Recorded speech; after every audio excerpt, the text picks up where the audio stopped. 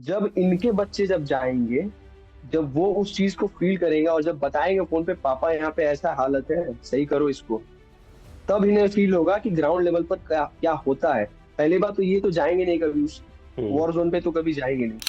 लेकिन ये जो सम्मान है, जब ये सम्मान उनको मिल नहीं पाता है, तो उनकी क्या मनोदशा रहती है जब आप उनसे मिलने जाते हो।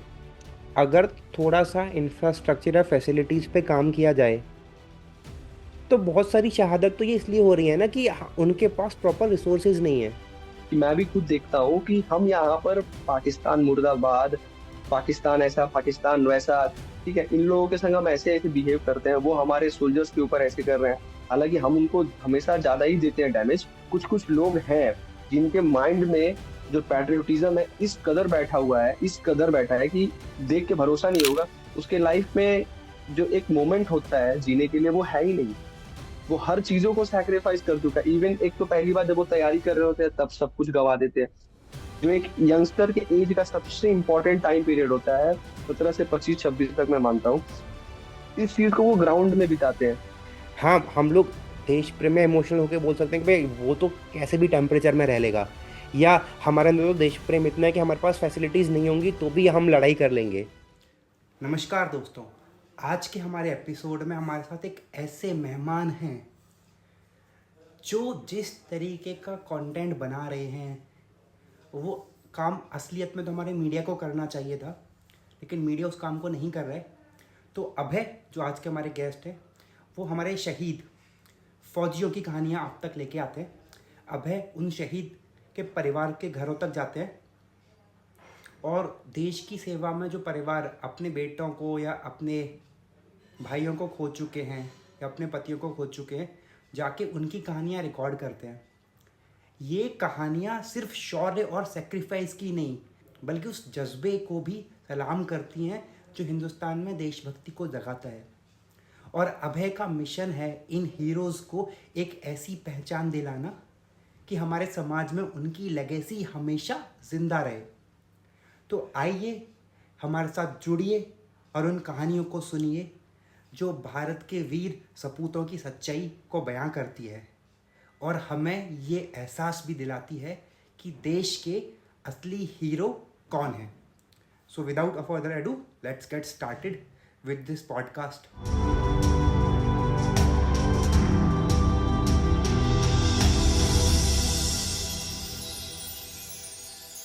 आपकी स्टोरी बहुत ही इंस्पायरिंग है, क्योंकि जो चीज़ आप कर रहे हो, जबकि हम लोग ये बोलते हैं कि भाई इंटरनेट पे आप एक चीज़ ढूंढोगे तो आपको ऐसे 50 लोग मिल जाएंगे उस काम को करते हुए, लेकिन जो काम आप कर तो रहे हो, मैं ढूंढता हूँ फिर भी लोग मेरे को मिलते नहीं है। कि जो शहीदों की फैमिलीज के पास तब जा रहा है जब उनके पास कोई नहीं जा रहा है। मतलब जैसे अभी भी हमने न्यूज़ में देखा कि भाई चलो कश्मीर में कुछ इंसिडेंट हुआ, कुछ हमारे फौजी भाइयों का शहीद हो गए, तो अभी वो न्यूज़ में आ रहा है। ऐसा ही क्या होता है कि जब भी कोई ऐसा बड़ा इंसिडेंट हो रहा है, वो न्यूज़ में सिर्फ तभी तक आ रहा है जब तक कि नेता वहां पे जाके ऐलान कर रहे हैं कि भाई हम इनको ये चीजें दे देंगे। तब तक न्यूज़ भी है, मीडिया भी है, सारे चैनल्स जा रहे हैं। लेकिन एक बार वहां से वो नेताजी गए तो चैनल्स भी चले गए। आप लेकिन उस टाइम पे जाते हो जिस टाइम पे कोई नहीं जा रहा है। तो आपका क्या इंस्पिरेशन था, मतलब आपकी क्या स्टोरी है, आपने ये कैसे स्टार्ट किया और कैसे डिसाइड करा कि भाई मैं शहीद की फैमिली से जाके मिलूंगा और उनकी स्टोरी शेयर करूंगा। अमित जी, ये चीजें स्टार्ट होती है 2014 से। जब हम्म। मैं खुद भी एक एस्पिरेंट था, मैं खुद भी डिफेंस की तैयारी करता था, चाहे वो पैरामिलिट्री हो या फिर आर्मी की हो। तो मैं 2014 से तैयारी की ऑलमोस्ट 6 साल तक। उस बीच मैंने 3 बार क्लियर किया, लेकिन मेडिकल में जा करके कभी फ्लैट फीट, कभी डीएनएस की वजह से और रिटर्न की वजह से सक्सेस नहीं हो पाया। हम्म। फिर उसके बाद कोविड आ गया। उसके बाद भर्तियां भी रुक गई पूरी, एज भी क्रॉस हो गया। तो वो जो सपना था यूनिफॉर्म पहनने का वो तो खत्म हो गया। अच्छा। लेकिन बैक ऑफ द माइंड ये चीजें चल रही थी कि करना तो है फौज के लिए ही। चाहे यूनिफॉर्म शरीर पे रहे या ना रहे, करना तो फौज के लिए ही है। फिर उसके बाद धीरे धीरे काम कर रहे थे। एक्चुअली मैं टीचर भी हूँ तो पढ़ाता भी हूँ। उसी के साथ साथ हम्म। मैं और मेरे जो फ्रेंड है, हम लोग साथ में ही दोनों तैयारी करते थे फौज के लिए। और दोनों का सिलेक्शन नहीं हुआ। तो उसके बाद हम लोग एक दिन सडनली रणवीर अलाहाबादिया का शो देख रहे थे हम लोग, जिसमें कर्नल राजीव भार्गव सर थे। तो सर का एक स्टेटमेंट आता है जो कि बहुत ज्यादा टच करता है हमें। अच्छा। सर का हम्म। कहना था कि कितने लोग जाते हैं शहीद होने पे उनके घर, स्टार्टिंग में तो सभी पहुंच जाते हैं, लेकिन कुछ टाइम बाद, साल 2 साल 5 साल 10 साल बाद, कौन जाके पूछते हैं कि अब आपका कंडीशन कैसा है, अब आपके कोई नहीं फैमिली पूछता। मेंबर कैसे हैं, अब तो कोई प्रॉब्लम नहीं है। तो ये चीजें कोई नहीं पूछते। और सबसे बुरा ये है कि हमारे देश में लोगों को देशभक्ति सिर्फ 2 दिन याद आता है, 15 अगस्त और छब्बीस और जनवरी 26 जनवरी, हाँ। उसी दिन इन लोगों के अंदर वो आत्मा जगता है कि हम देशभक्त हैं। और इतना ज्यादा ये लोग के अंदर देशभक्ति आता है कि खुद सोल्जर भी सोचने लगता है कि यार मेरे से ज्यादा देशभक्त तो ये लोग हैं। हाँ, 2 दिन सही कह बस रहे वो हो, दो वो दिन दो के दिन लिए, बहुत ज्यादा रहता है। बस 2 दिन। तो ये चीजें जब हम सुने कर्नल राजू सर के मुंह से, तो हम लोगों को फील हुआ ये चीज की राइट। और हम लोग उस वक्त देखते भी थे जिस तरह से जवान शहीद होते थे, जब उनका पार्थिव शरीर उनके घर पहुंचता था, तो उनके घर में क्या माहौल होता था ये सब कोई देखता है। माता पिता को अपने शरीर का होश नहीं, भाई बहन अलग रो रहे हैं। इवन कि कितना ऐसा इंसिडेंट होता है जहाँ पे तो दांत लग जाता है माता पिता को। उनका आंख तब खुलता है जब उनका बच्चा चला गया रहता है, जब उनका आखिरी अंतिम संस्कार हो गया रहता है, तब उनका आंख खुलता है कि अब मेरा बच्चा अब नहीं रहा। तो ऐसा ऐसा इंसिडेंट होता है। तो वो चीज को हम लोगों ने बहुत पर्सनली फील भी किया। मतलब ये चीज ये लोग झेलते हैं, इसके बावजूद भी ये मुस्कुराते हैं सोसाइटी के बीच में। एहसास नहीं होने देते कि उन्होंने क्या खोया है हमारे लिए, ना कि सिर्फ वो अपने लिए, हमारे लिए भी। तो उसके बाद हम लोगों ने फिर डिसाइड किया। और आज के टाइम में ये जो पॉडकास्ट है, आपको ऐसे तमाम पॉडकास्ट मिलेंगे जहां पर बड़े बड़े सेलिब्रिटीज को बुलाया जा रहा है, actor actress cricketers businessman even politicians तक को बुलाया जा रहा है। न जाने सही बात किनके है। जिनके ऊपर कितने सारा क्रिमिनल चार्जेस भी है।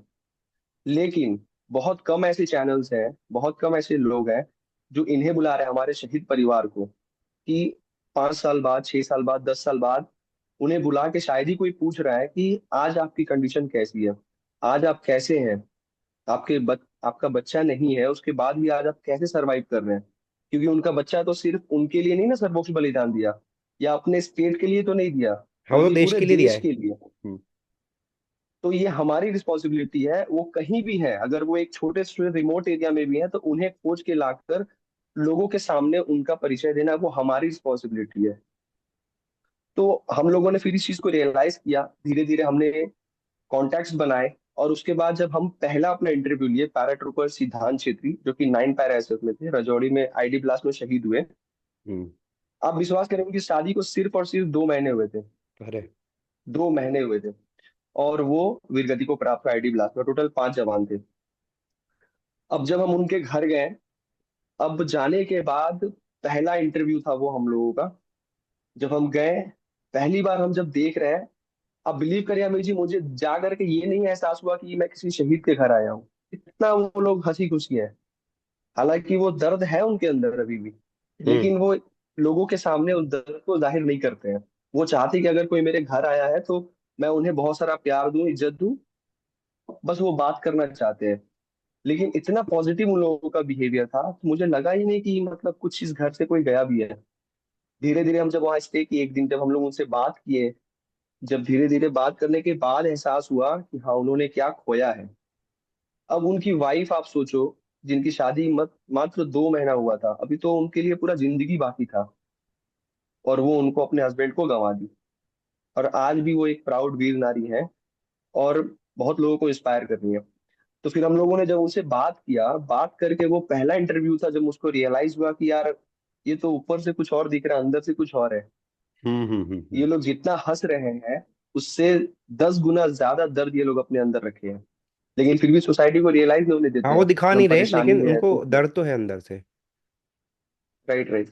तो जब हम वो पहला इंटरव्यू फील किए, लिटरली जब वो इंटरव्यू के बाद कुछ टाइम तक तो मैं खुद भी सेंस में नहीं था कि मतलब आखिर ये लोग हंस कैसे रहे इतना कुछ अंदर दर्द रखने के बाद भी। हम्म। फिर किसी भी तरह वो इंटरव्यू हम लोगों ने अपलोड किया। बहुत प्यार मिला लोगों का, बहुत प्यार मिला, बहुत प्यार मिला। फिर उसके बाद धीरे धीरे हम लोगों ने सोचा कि नहीं, इससे सबसे बड़ी चीज ये थी कि खुद को हम लोगों को एक पॉजिटिविटी मिल रहा था कि हाँ हम बाकी ऐसे कुछ लोग तो सही है, बाकी में तो मेजोरिटी आज के टाइम में आप देख सकते हैं कंटेंट किस तरह के बना रहे हैं, क्या मैसेज दे रहे हैं यूथ को, हमारे सोसाइटी को। तो खुद को लगा कि चलो उस भीड़ से तो हम अलग है, कुछ अलग ही कर रहे हैं। फिर इसके ऊपर हम लोगों ने प्लान बनाया कि नहीं अब यही करना है। जब तक हम लोग हर एक शहीद की कहानी कवर ना कर ले तब तक तो रुकना नहीं है। बस ये हमारे माइंड में था, क्योंकि हमारा काम है उनको लोगों के सामने लाना। क्योंकि एक माँ बाप अपने बच्चे को देश के लिए दे दिया, इससे ज्यादा वो और क्या देंगे। अगर कहीं हमारे घर के बाहर कहीं अगर सपोज आप मान लीजिए कहीं दंगा हो रहा है, हमारे मम्मी पापा अलाउ ही नहीं करेंगे कि आप उधर जाओ, साफ साफ कहेंगे घर के अंदर बंद रहा, बैठ के चुपचाप बैठे रहा। लेकिन वो माँ बाप अपने बच्चे को गंवा दिया सिर्फ हमारे आपके लिए। अब वो ना ही हमें जानते हैं ना ही आपको जानते हैं, फिर भी वो हंसते हंसते अभी जी रहे हैं। तो हमारा तो इतना रिस्पॉन्सिबिलिटी बनता है कि हम उनके घर जाएं, और उन्हें कुछ चाहिए भी नहीं। उन्हें कुछ नहीं चाहिए, बस उन्हें यही चाहिए कि लोग उनके घरे आए, उनके घर में आके बैठे, एटलीस्ट उनसे थोड़ी बातें करें। वो यही चाहते हैं, इससे ज्यादा उनको कुछ नहीं एक्सपेक्टेशन है। तो बस हम लोगों ने इसको स्टार्ट किया, और धीरे धीरे धीरे जैसे जैसे समय गुजरा, इतना अच्छा लोगों का प्यार मिला, सपोर्ट मिला, कि हम लोग हमें भी लगने लगा कि हाँ हम जो कर रहे हैं बहुत सही कर रहे हैं, अब कुछ इधर उधर नहीं सोचना है। इसीलिए हम अपने चैनल पर हमेशा अपने शहीद जवानों की वीर गाथा और हमारे सोल्जर्स के शहीद परिवार की कहानी हम लोगों को दिखाते हैं, ताकि हमारे तरफ से जो एक हो सकता है हम करते हैं। एक चीज इसके अंदर ये भी है ना कि हम लोग देखते भी हैं कि जब कोई शहीद होता है और उस टाइम पे पॉलिटिशियंस जा रहे हैं या जो भी प्रशासन है जा रहा है, वो बहुत ज्यादा वायदे करता है कि हम आपके नाम पे, आपको सड़क ये आपके नाम पे हो जाएगी, आपको ये एक प्लॉट मिल जाएगा, पेट्रोल पंप मिल जाएगा, और बहुत सारी चीजें मिल जाती हैं। लेकिन बाद में हमने देखा है कि कभी कभी न्यूज़ में वो आता भी है कि एक शहीद का परिवार है, वो हक की लड़ाई कर रहा है अभी भी जो सड़क उनके नाम करनी थी शहीद के, वो नहीं हुई है। जो प्लॉट उनको मिल रहा था वो अभी भी नहीं मिला हुआ है। तो जब आप जाते हो ये शहीदों के परिवार से मिलने, तो आपने क्या फर्स्ट हैंड एक्सपीरियंस किया है? मतलब इनके परिवार की सरकार से शिकायतें भी रहती हैं कुछ, तो क्या शिकायतें ये मेनली रहती हैं, और क्या रियल ग्राउंड सिचुएशन क्या होता है? क्योंकि स्टार्टिंग का तो हमें ज्यादातर न्यूज़ में दिख जाता है, राइट राइट। लेकिन एक साल बाद, 2 साल बाद भी क्या सिचुएशन है? क्या जो वादे उनके साथ किए गए थे वो पूरे हुए भी हैं? कितने पूरे हुए हैं, कितने पूरे नहीं हुए हैं? और फिर शहीद के परिवार की क्या सिचुएशन है, उनकी क्या शिकायतें रहती हैं सरकार से? अमित जी, ये जो क्वेश्चन है बहुत ही ज्यादा जरूरी क्वेश्चन है, और लोगों को पूछना भी चाहिए, और इसका आंसर जो है ना लोगों को जानना भी चाहिए। मेनली यही होता है, जब हमारे जो वीर गति प्राप्त हो जाते हैं सोल्जर, जब उनका पार्थिव शरीर घर पहुंचता है, तो उस वक्त आते हैं पॉलिटिशियंस, बड़े बड़े पॉलिटिशियंस, मीडिया वाले भी पहुंचते हैं। अब पॉलिटिशियंस का काम ही क्या है, कैमरा ओपन हुआ, जो नहीं भी कर रहा है उसको पहले बोल दो। ठीक हम्म। है। और मैं ये ऐसे नहीं कह रहा हूँ, मैं जा करके देखा हूँ, बहुत सारे मेरे पॉडकास्ट पे भी हैं ऐसे परिवार जो सामने से खुद कह रहे हैं कि आए तो थे सीएम साहब, हम्म। ऐसा ऐसा हम करेंगे, सड़क बनवा देंगे, एक बस बनवा देंगे, ये फलाना ढिमकाना, बहुत सारे वादे करते हैं। हम्म। और उसके बाद आज को ये इंसिडेंट को 4 साल 5 साल, किसी किसी के तो आप समझ के रखिए कारगिल का इंसिडेंट है, 99 का इंसिडेंट है, अभी 25 साल हो 25 गया। साल हो गए इस बात को, मतलब। दोबारा जो उस वक्त के सीएम थे, अभी 3 4 सीएम चेंज हो गए, अभी तक वो दोबारा देखने तक नहीं आए कि कैसा है इनका परिवार। और वो वादे किए थे बस्ट बनाने की, सड़क नहीं बनाया अभी तक, तो बस्ट क्या घंटा बनाएंगे। इवन मेमोरियल बनाने के लिए वो परिवार अपने पैसे से वो मेमोरियल बनाया है।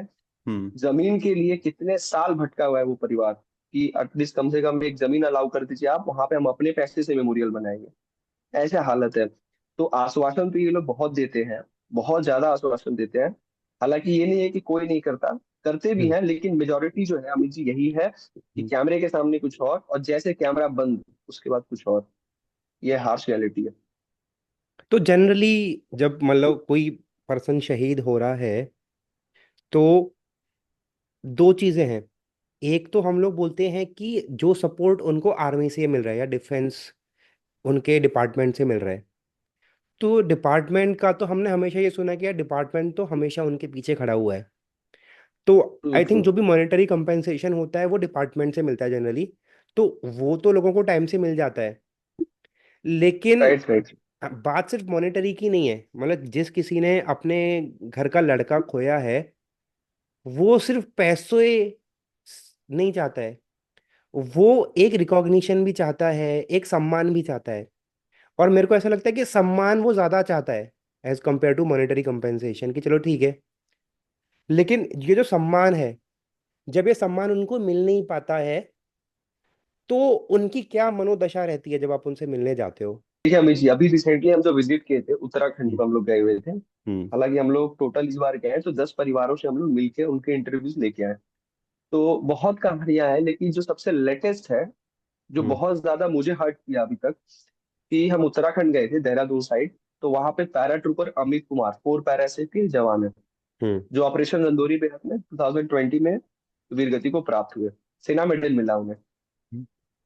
तो उनकी मदर का कहना है, इवन हमारे पॉडकास्ट में भी वो चीज है, हम्म। उनकी मम्मी कह रही है कि मेरा बेटा 2020 में शहीद हुआ, और मेरा बस यही डिमांड है कि जो गांव है उनका, जहां पर उनके बच्चे ने जन्म लिया, उस गांव में आप मेरे बच्चे के नाम से एक शहीद द्वार बना दो, ताकि जो लोग वहां से आए जाए उन्हें ये तो पता चले कि हाँ ये बंदा कौन है जिसके हाँ, नाम ये पे ये शहीद बना का हुआ है। गांव है, लोगों को पता तो रहे कम से कम। राइट। तो उससे क्या होगा ना कि उनका नाम जो है सदियों सदियों तक लोग जानेंगे। तो इनकी मम्मी 2020 में ये इंसिडेंट हुआ और अभी 2024 चल रहा है, डीएम ऑफिस को लेटर लिखी, सीएम को लेटर लिखी, सब आश्वासन पे आश्वासन दे रहे हैं, लेकिन अभी तक काम नहीं हुआ। और हम्म। सबसे बुरा तो ये लग रहा है ना कि अगर आप वो क्लिप देखेंगे हम्म। तो आपको लगेगा कि एक शहीद की माँ रो रो के कह रही है, हाथ जोड़ के कह रही है कि मेरे बेटे के लिए एक शहीद द्वार बनवा दो, मेरे को और कुछ नहीं चाहिए, एक शहीद द्वार बनवा दो बस। अब वो इनका घर का इकलौता बेटा था। मैं आपको क्या बताऊं, आज भी वो ना अपने घर के बालकनी में खड़ी रहती है और महसूस करती है कि मेरा बच्चा इस रास्ते से आता था। हम्म। वो बाइक देखती है जो उनका बच्चा चलाता था। तो वो एक अलग दुनिया में आइसोलेट होकर जी रही है।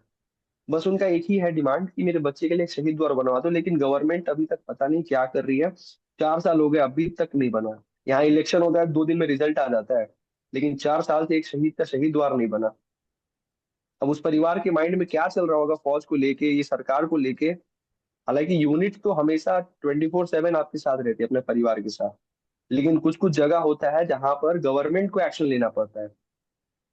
लेकिन देखिए यही हाल है, वो लोग अभी तक बैठ के इंतजार कर रहे हैं कि कुछ आएंगे सीएम साहब की तरफ से, डीएम साहब की तरफ से। इवन वो कहते हैं कि हम प्रोटेस्ट भी करेंगे, हम शांति आंदोलन भी करेंगे, लेकिन क्या फायदा जिस जो इस तरीके से नहीं सुन रहे हैं। अब यही बाकी रह गया हमारे देश में, जब एक शहीद परिवार के बूढ़े माँ बाप आकर के रास्ते में बैठ के धरना देंगे, यही दुर्भाग्य बाकी रह गया हमारा। हाँ, मतलब अगर आपको सम्मान लेने के लिए भी धरना देना पड़ रहा है, तो ये तो अपने आप में ही हमारे सरकार के ऊपर कितनी गलत बात है कि भाई किसी को अपने शहादत के सम्मान के लिए भी लड़ाई करनी पड़ रही है। राइट। तो मैंने आपके काफी सारे इंटरव्यूज देखे भी हैं, और बहुत सारे इंटरव्यूज तो इतना दर्द था उनके अंदर कि मैं पूरे देख भी नहीं पाया। तो जब आप जाते हो और उनके फैमिली से मिलते हो, तो कितना मुश्किल आपके लिए होता है उनके साथ इंटरव्यू कंडक्ट कर पाना या उनके साथ बातें कर पाना? क्योंकि कभी कभी हम लोग देखते हैं तो हमको देख के ही इतना दर्द फील होता है। आप तो उनके सामने अवेलेबल हो, आप उनसे बात कर रहे हो, तो आपके लिए भी आई थिंक ये बहुत डिफिकल्ट होता होगा। तो आप कैसे मैनेज करते हो, या आपका अंदर से क्या फील रहता है जिस टाइम आप उनके साथ होते हो? अम्मा जी, जब हम लोग बात स्टार्ट करते हैं ना, हालांकि ये टॉपिक ऐसा है, हमारा एक ऐसा कंटेंट है, कंटेंट तो नहीं कहूंगा, एक ऐसा हमारा काम है कि उनसे हम ज्यादा एंटरटेन होकर बात भी नहीं कर सकते। हम्म। और ये कोई एंटरटेन होने का टॉपिक भी नहीं है, क्योंकि हम उसके बारे में बात कर रहे हैं जो अब एग्जिस्ट ही नहीं करते। हम्म। और वो उनके बच्चे, बेटे हैं, बेटी हैं, ऐसा इंसिडेंट है, किसी के फादर है वो। तो हम उस इंसिडेंट, उस इंसान के बारे में बात कर रहे हैं जो भी है नहीं। तो हम लोगों को बात करने से पहले भी हर एक चीज माइंड में रखनी पड़ती है कि क्या हम पूछें तो इनको हर्ट ना हो, और किस तरीके से पूछे, कब पूछे। एक चीज हम लोग आजकल ये भी देख रहे हैं ना कि आपने सही बोला कि आपका बच्चा भी चला गया और आपको सम्मान के लिए भी लड़ना पड़ रहा है। इवन कुछ ऐसे शहीद लोग हैं जिसका जिनका नाम तो लोगों को पता है, क्योंकि उनके ऊपर फिल्म्स बन गई या बायोपिक्स बन गए, लेकिन फिल्म वालों ने ज्यादा फायदा उठा लिया। जबकि जो पर्सन शहीद हुआ है उसको शायद अभी भी आपको उसका कोई फैमिली मेंबर दिख जाए तो आप पहचान भी नहीं पाओगे, या अगर आपको उन्हीं का पिक्चर दिखाओ तो भी शायद आप नहीं पहचान पाओगे। लेकिन हाँ, आपको सेलिब्रिटी का नाम पता है कि उसने जिसने उन शहीद का रोल किया है फिल्म के अंदर। ट्रू ट्रू, एक इंसिडेंट मैं बता रहा हूँ आपको। हम्म। रिसेंटली हमने एक सोशल एक्सपेरिमेंट किया था बाहर जाकर के। तो legendary captain Vikram Batra, PV Singh.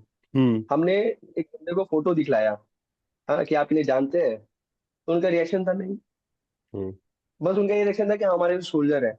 हम्म। ठीक है, फिर मैं जब पूछा कि आपने शेरशाह मूवी देखा है, तो कह रहा हाँ देखा है, सिद्धार्थ मल्होत्रा वाला। मैं बोला अरे पागल जाहिल, हम्म। असली बॉस तो ये है, वो हम्म। तो एक एक्टर है। मेन तो लेजेंड ये है जिनके ऊपर मूवी बनी है। तो ये हमारा दुर्भाग्य है कि लोग मूवी के थ्रू हीरो को जान जा रहे हैं, लेकिन जो रियल सुपर हीरो है ना उनको नहीं जान पा रहे हैं कि कौन है भाई जिनके ऊपर मूवी बना है। और ये रियलिटी, अगर आप आज के टाइम में आप बाहर निकलो, ज्यादातर आप लोगों को बोलो कि 5 हीरो के नाम बताएं, हम्म। 5 के आपको 50 बैठा के अच्छे से लिस्ट बना के दे देंगे, टॉप टू बॉटम। अभी जो नया नया आ रहा है मार्केट में उसका भी नाम दे देंगे कि ये है आने वाला। लेकिन हम्म। अगर आप बोल दो कि 5 हमारे सोल्जर के नाम बताइए, बस मुंह बंद हो जाएगा इन लोगों का। कुछ कुछ बता भी देंगे नो डाउट, मेजोरिटी का मुंह बंद हो जाएगा, सिंपल।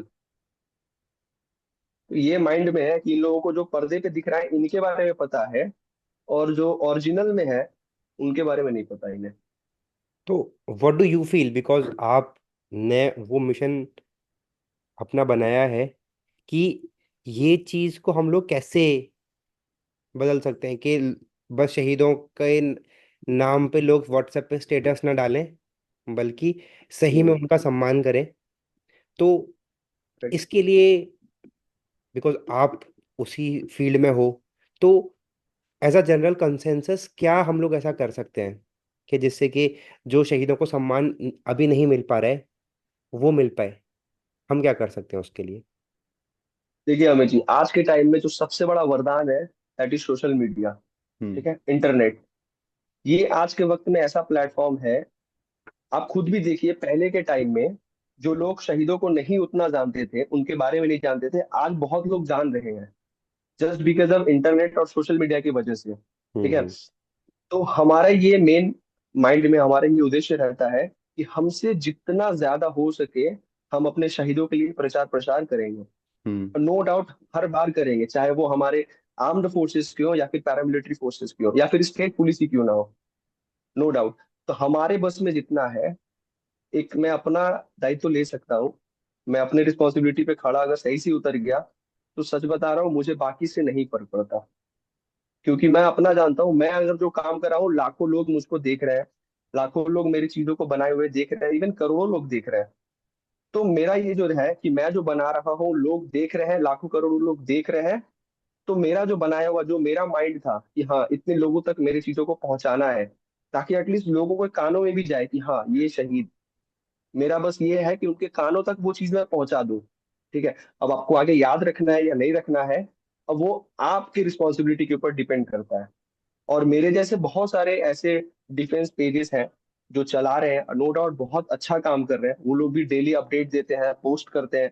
हर एक शहीद होने पर किसी की जो भी शहीद होता है उसके लिए वो लोग पोस्ट करते हैं।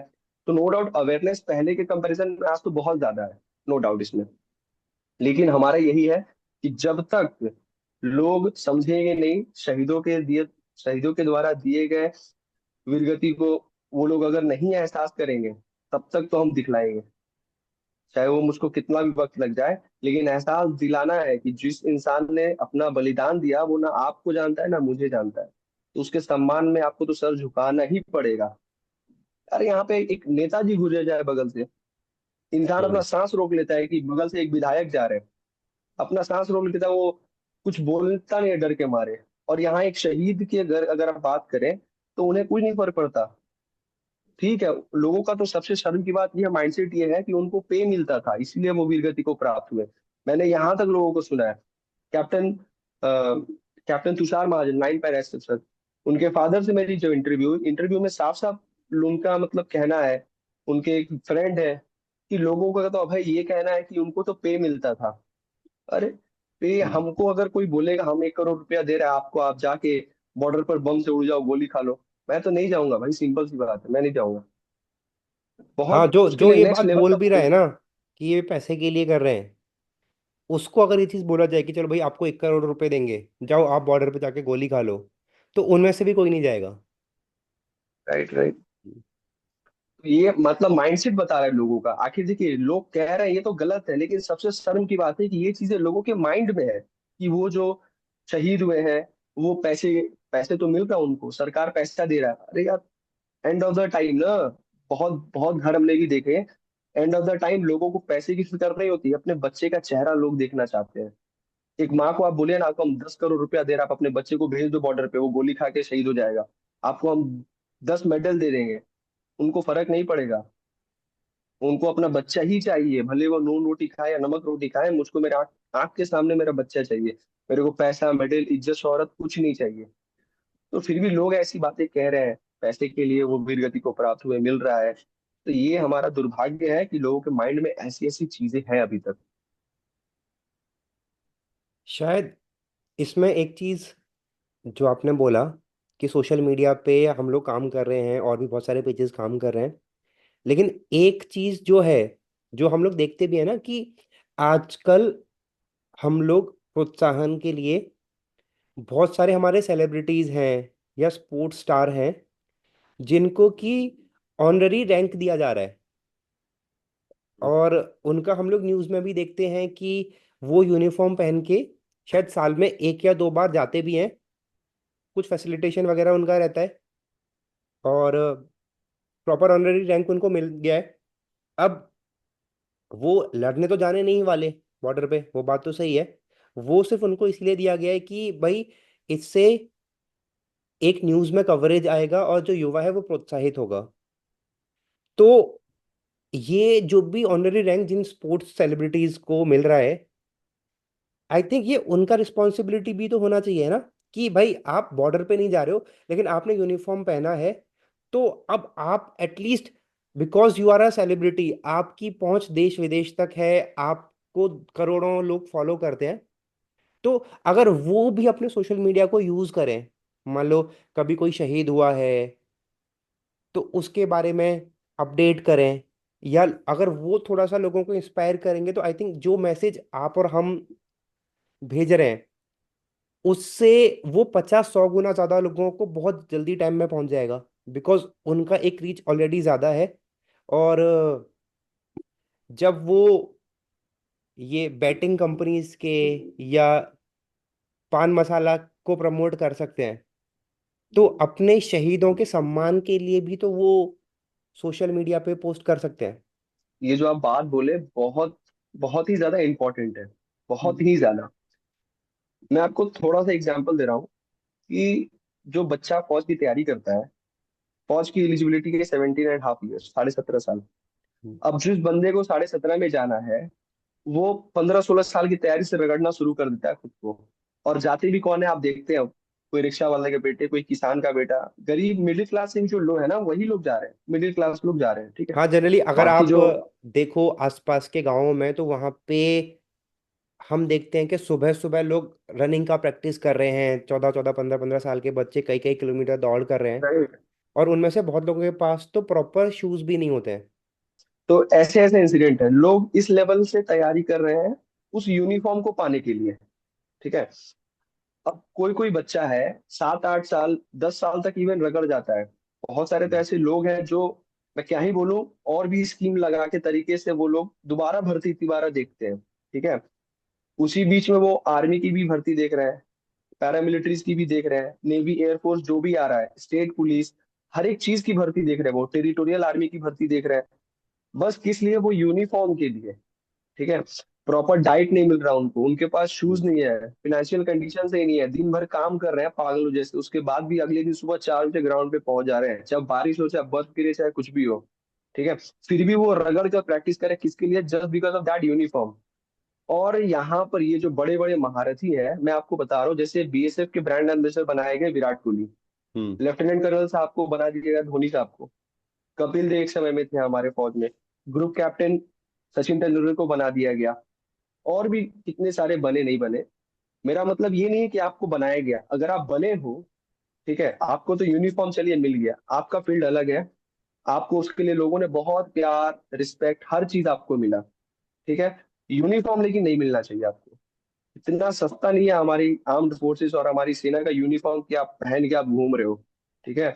लोग यहाँ पर अपना, जो लड़के होते हैं तैयारी करते हैं, अपना जवानी फूंक देते हैं उस यूनिफॉर्म के लिए, और आप वो यूनिफॉर्म पहन के घूम रहे हो। चलिए फिर भी बड़े बड़े थिंक टैंकर से वो लोग सोच समझ के कुछ देते भी होंगे, लेकिन ये आपकी रिस्पॉन्सिबिलिटी बनती है कि जब आप वो यूनिफॉर्म पहन रहे हैं, हमारे जब फौजी शहीद हो रहे हैं, तो जो फोन आप चलाते हैं ना आईफोन, उससे आपका जिम्मेदारी बनता है कि उसके लिए ट्वीट करना। ठीक है, हम और आप अगर ट्वीट करेंगे 1,000 लाख लोग देखेंगे, हम्म। लेकिन अगर वो ट्वीट कर दिए ना, 1 लाख छोड़िए, अरबों में फैन फॉलोइंग है उनकी, अरबों लोग देखेंगे उनको, इंडिया छोड़िए विदेश में भी लोग देखेंगे कि हाँ इंडिया के एक ऐसे प्लेयर ने ऐसा ऐसा इंसिडेंट हुआ उसके साथ, इसने ट्वीट किया है। ग्लोबली देखेगा, वो जो यूएन तक देख सकता है उस चीज को, जब वो ट्वीट करेंगे अपने आईडी से कि पाकिस्तान की इस कायराना हरकत से फलाना यहाँ वहाँ के ऐसे ऐसे सब हमारे फौजी हमारे वीर गति को प्राप्त हुए, लोग देखेंगे कि यार पाकिस्तान ने ऐसे किया, चाइना ने ऐसे ही किया। लेकिन इन लोगों को क्या है ना, और सबसे शर्म की बात तो ये है ना कि यूनिफॉर्म ये पहने हुए हैं ना, और कौन पहने हैं, जो हम्म। बेटिंग ऐप कर रहे हैं, इन्हें भारत रत्न मिला है। उसके बाद भी वो बच्चों को सिखा रहे हैं कि आप ड्रीम 11 में गेम खेलो, कोई गुटखा खाना सिखा रहा है, खुद तो गुटखा खाएंगे नहीं, खुद ड्रीम 11 में खेलेंगे नहीं, अपने बच्चे को एडवाइस नहीं देंगे, खुद का बच्चा विदेश पढ़ रहा है। ठीक है, और ये जो इनको फॉलो करें, इनके पैर में चप्पल तक नहीं है, लेकिन फिर भी इनके भेजे में ये चीज घुस नहीं रहा है कि क्या सही है क्या गलत है। तो इनकी रिस्पॉन्सिबिलिटी, अगर आप यूनिफॉर्म पहने हैं तो भाई हम्म। अच्छे से आप उस चीज को पूरा करो। आप ग्राउंड पे नहीं जा सकते हो तो आप घर बैठे आप एक ट्वीट भी कर सकते हो, और सीरियसली अमित जी ये बहुत बड़ा इम्पैक्ट लाएगा। लेकिन लोगों का कहना होता है कि उनकी ये पर्सनल लाइफ है, वो करे या ना करे। अरे मेरे भाई, जो कोई शहीद हो रहा है बॉर्डर पे, उसकी भी तो अपनी एक पर्सनल लाइफ थी, फिर भी तो वो सब कुछ पर्सनल लाइफ छोड़ करके वो बॉर्डर पर गया, वीरगति हम्म। को प्राप्त हुआ। या हमारे जो फौजी भाई हैं वो भी ये बोल सकते हैं भाई मेरी तो कोई पर्सनल दुश्मनी नहीं है, मैं तो गोली नहीं चलाऊंगा।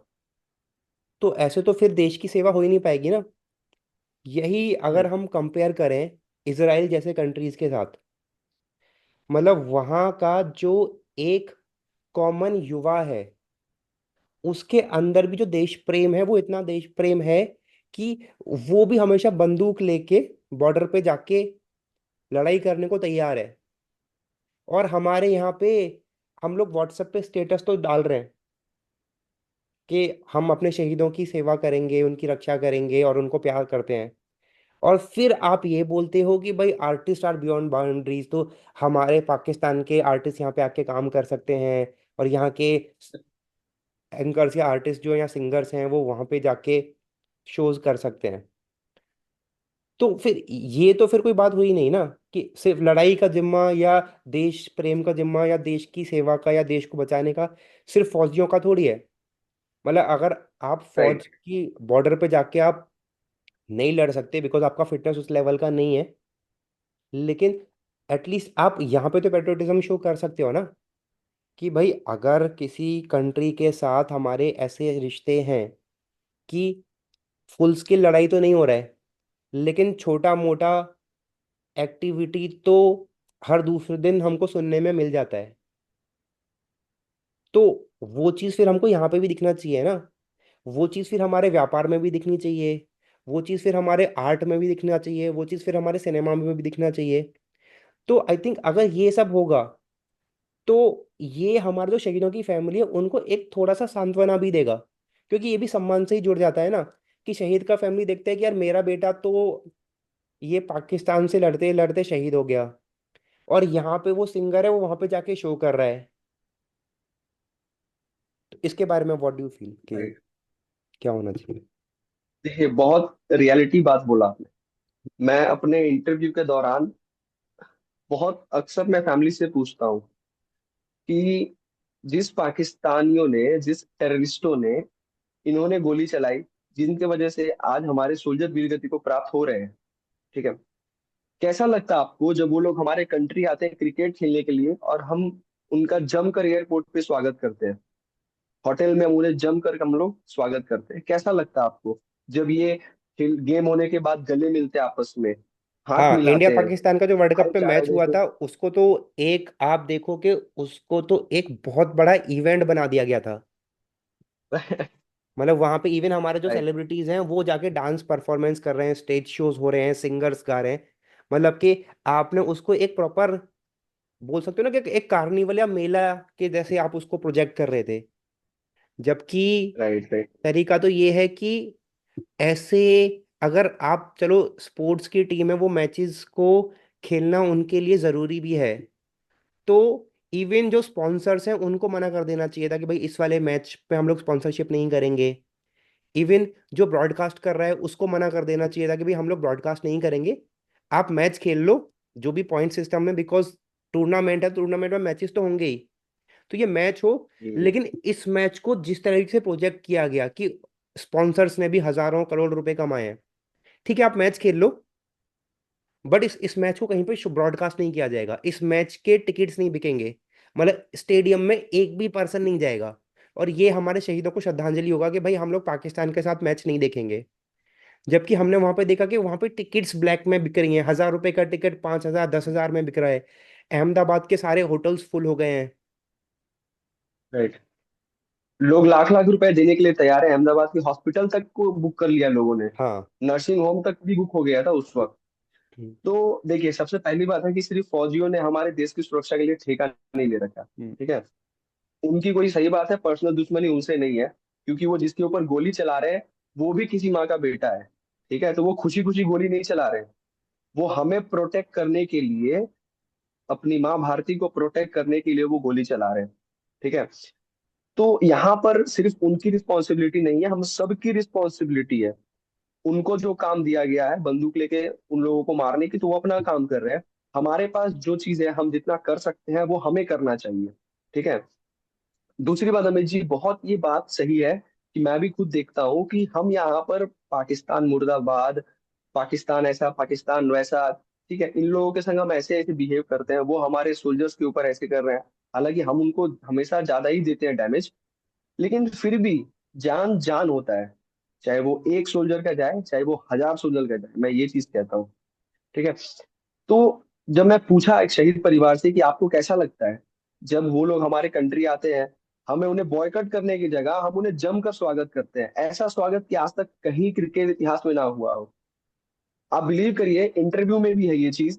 उनके फादर भी कहते हैं, यार अबे मैं तो खुद भी सोचता हूँ कि क्या है ये इंडिया के लोग, क्या है। वो एक आया था पाकिस्तान का कैप्टन था बाबर आजम, उससे सेल्फी लेने के लिए लोग मरे जा रहे हैं स्टेडियम के बाहर। अरे कौन है यार वो, एक क्रिकेटर है और क्या है। लेकिन उसके बाद भी लोग इतना प्यार, इतना प्यार, इवन फैंस भी, हम देखते हैं फोटोज भी आते हैं स्टेडियम में बैठे हुए हैं, कोई इंडियन फ्लैग कोई पाकिस्तानी फ्लैग लेके ऐसे वो लोग मर्ज करके हैं। हम्म। तो कहा जाता है कि भाईचारा, अरे क्या भाईचारा, वही तुम्हारे भाई को मार रहा है बॉर्डर पर। हम्म। तो लोगों को ये भाईचारा इसलिए दिख रहा है कि मेरे साथ ये इंडिविजुअल अच्छा बिहेव कर रहे हैं, तो ये भाईचारा है। लेकिन आप ही का तो भाई बॉर्डर पर खड़ा है, जो आपको नहीं जानता, वो आपके लिए हर हमेशा एक सेकंड में मरने तक के लिए तैयार है। उसके लिए आपको कोई हमदर्दी नहीं है। सबसे पहली बात तो है, इन लोगों को इंडिया में घुसने ही नहीं देना चाहिए था। इंडिया को क्रिकेट खेलना ही नहीं चाहिए था। अगर कोई प्रोटोकॉल है, खेलना जरूरी है, तो आपने ये बात सही बोला, कोई ब्रॉडकास्टिंग नहीं, कोई इन्वेस्टमेंट नहीं, कुछ नहीं, स्पॉन्सरशिप। खेलना है खेलो, पॉइंट्स ऊपर नीचे जाएगा, उसके बाद आपका जो नॉर्मल गेम स्टार्ट होगा। ठीक है।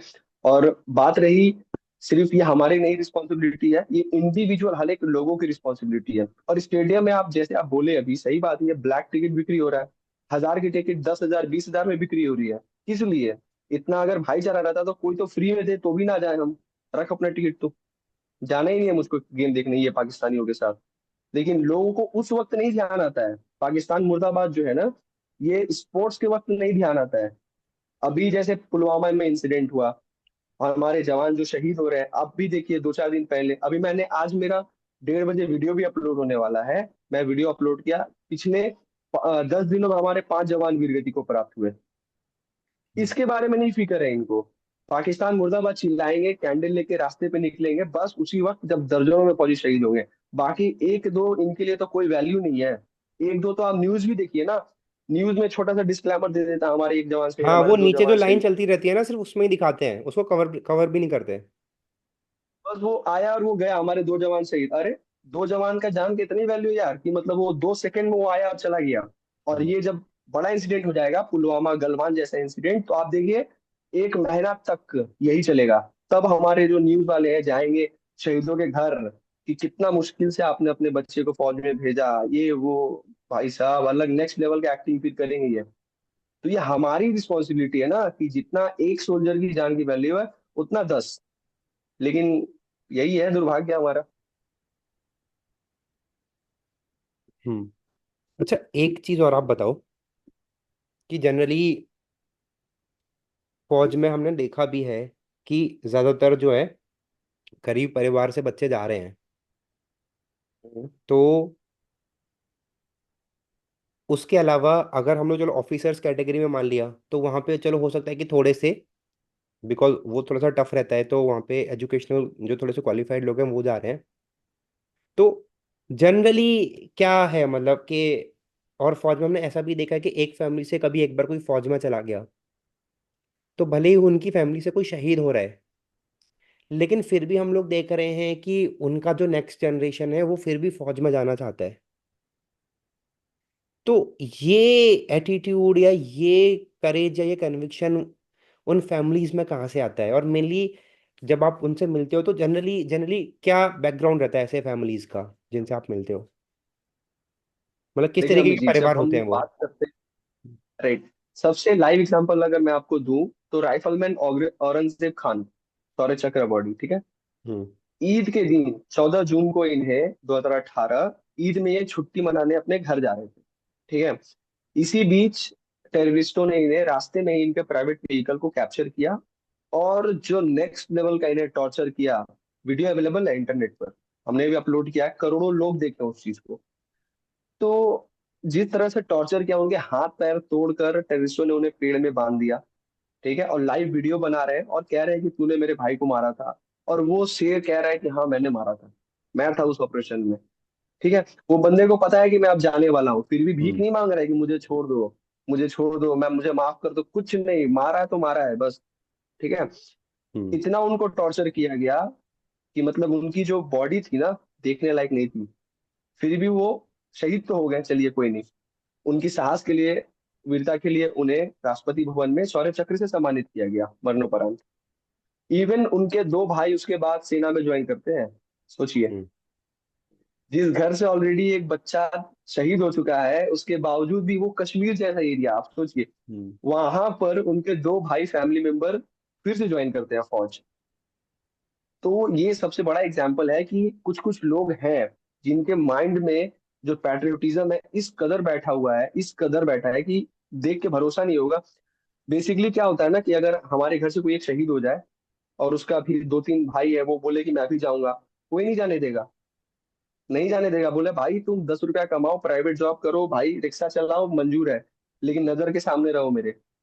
लेकिन आप उस पेरेंट्स के बारे में सोचिए, कितना उनके अंदर वो देशभक्ति है, राइफलमैन औरंगजेब खान के फादर मदर, कि अपने दो बच्चों को संग संग भेज दिए, जाइए आप सेना में जाइए। उनसे पूछा गया कि अगर इनके साथ ऐसा हो तो कह रहे हम्म। होगा तो होगा, देश के लिए जा रहा है ना, ऐसा थोड़ी है कि कोई एक्सीडेंट में रिक्शा चलाते वक्त या नशे में कहीं रास्ते में गिर के मर गया हो, भाई देश के लिए जा रहा है। तो ये माइंडसेट है, ये है हमारे देश के जो शूरवीर हैं, जो पेरेंट्स हैं, वो इस तरह का माइंडसेट रखते हैं। जैसे आप बता रहे थे कि आपके फैमिलीज में से भी, मतलब आप तो नहीं जा पाए, आपने बहुत कोशिश करी थी, लेकिन आपके फैमिलीज में से लोग हैं जो। राइट राइट, हमारे रिलेटिव्स में भी है जो अभी भी है, सर्विस दे रहे हैं, मेडिकल कोर में है, फिर बहुत खास है जो अभी भी है, बहुत सारे डिपार्टमेंट्स में है।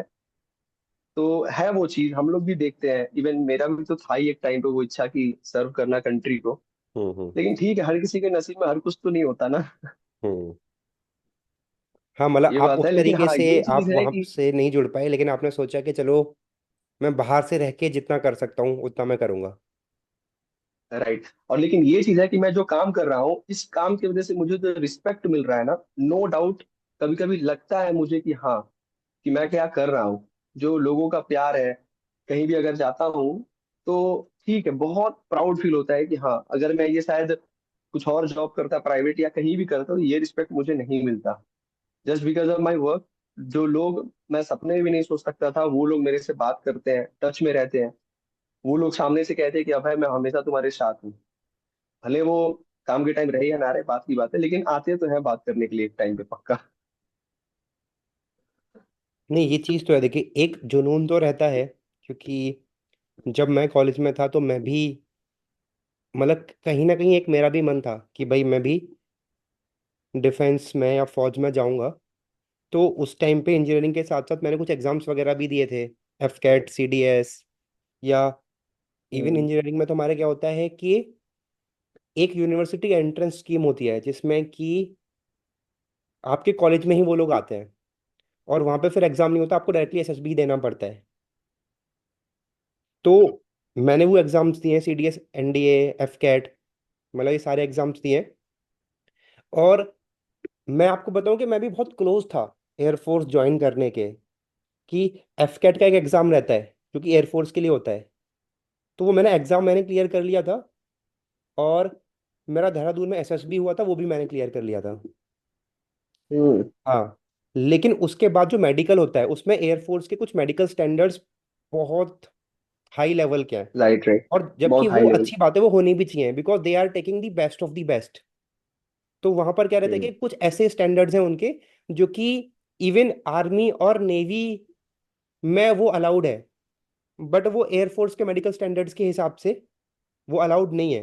हाँ जी। तो वहां पे कुछ ऐसे पॉइंट्स रहे थे जिस वजह से मैं उनके मेडिकल स्टैंडर्ड्स में फिट नहीं हो पाया।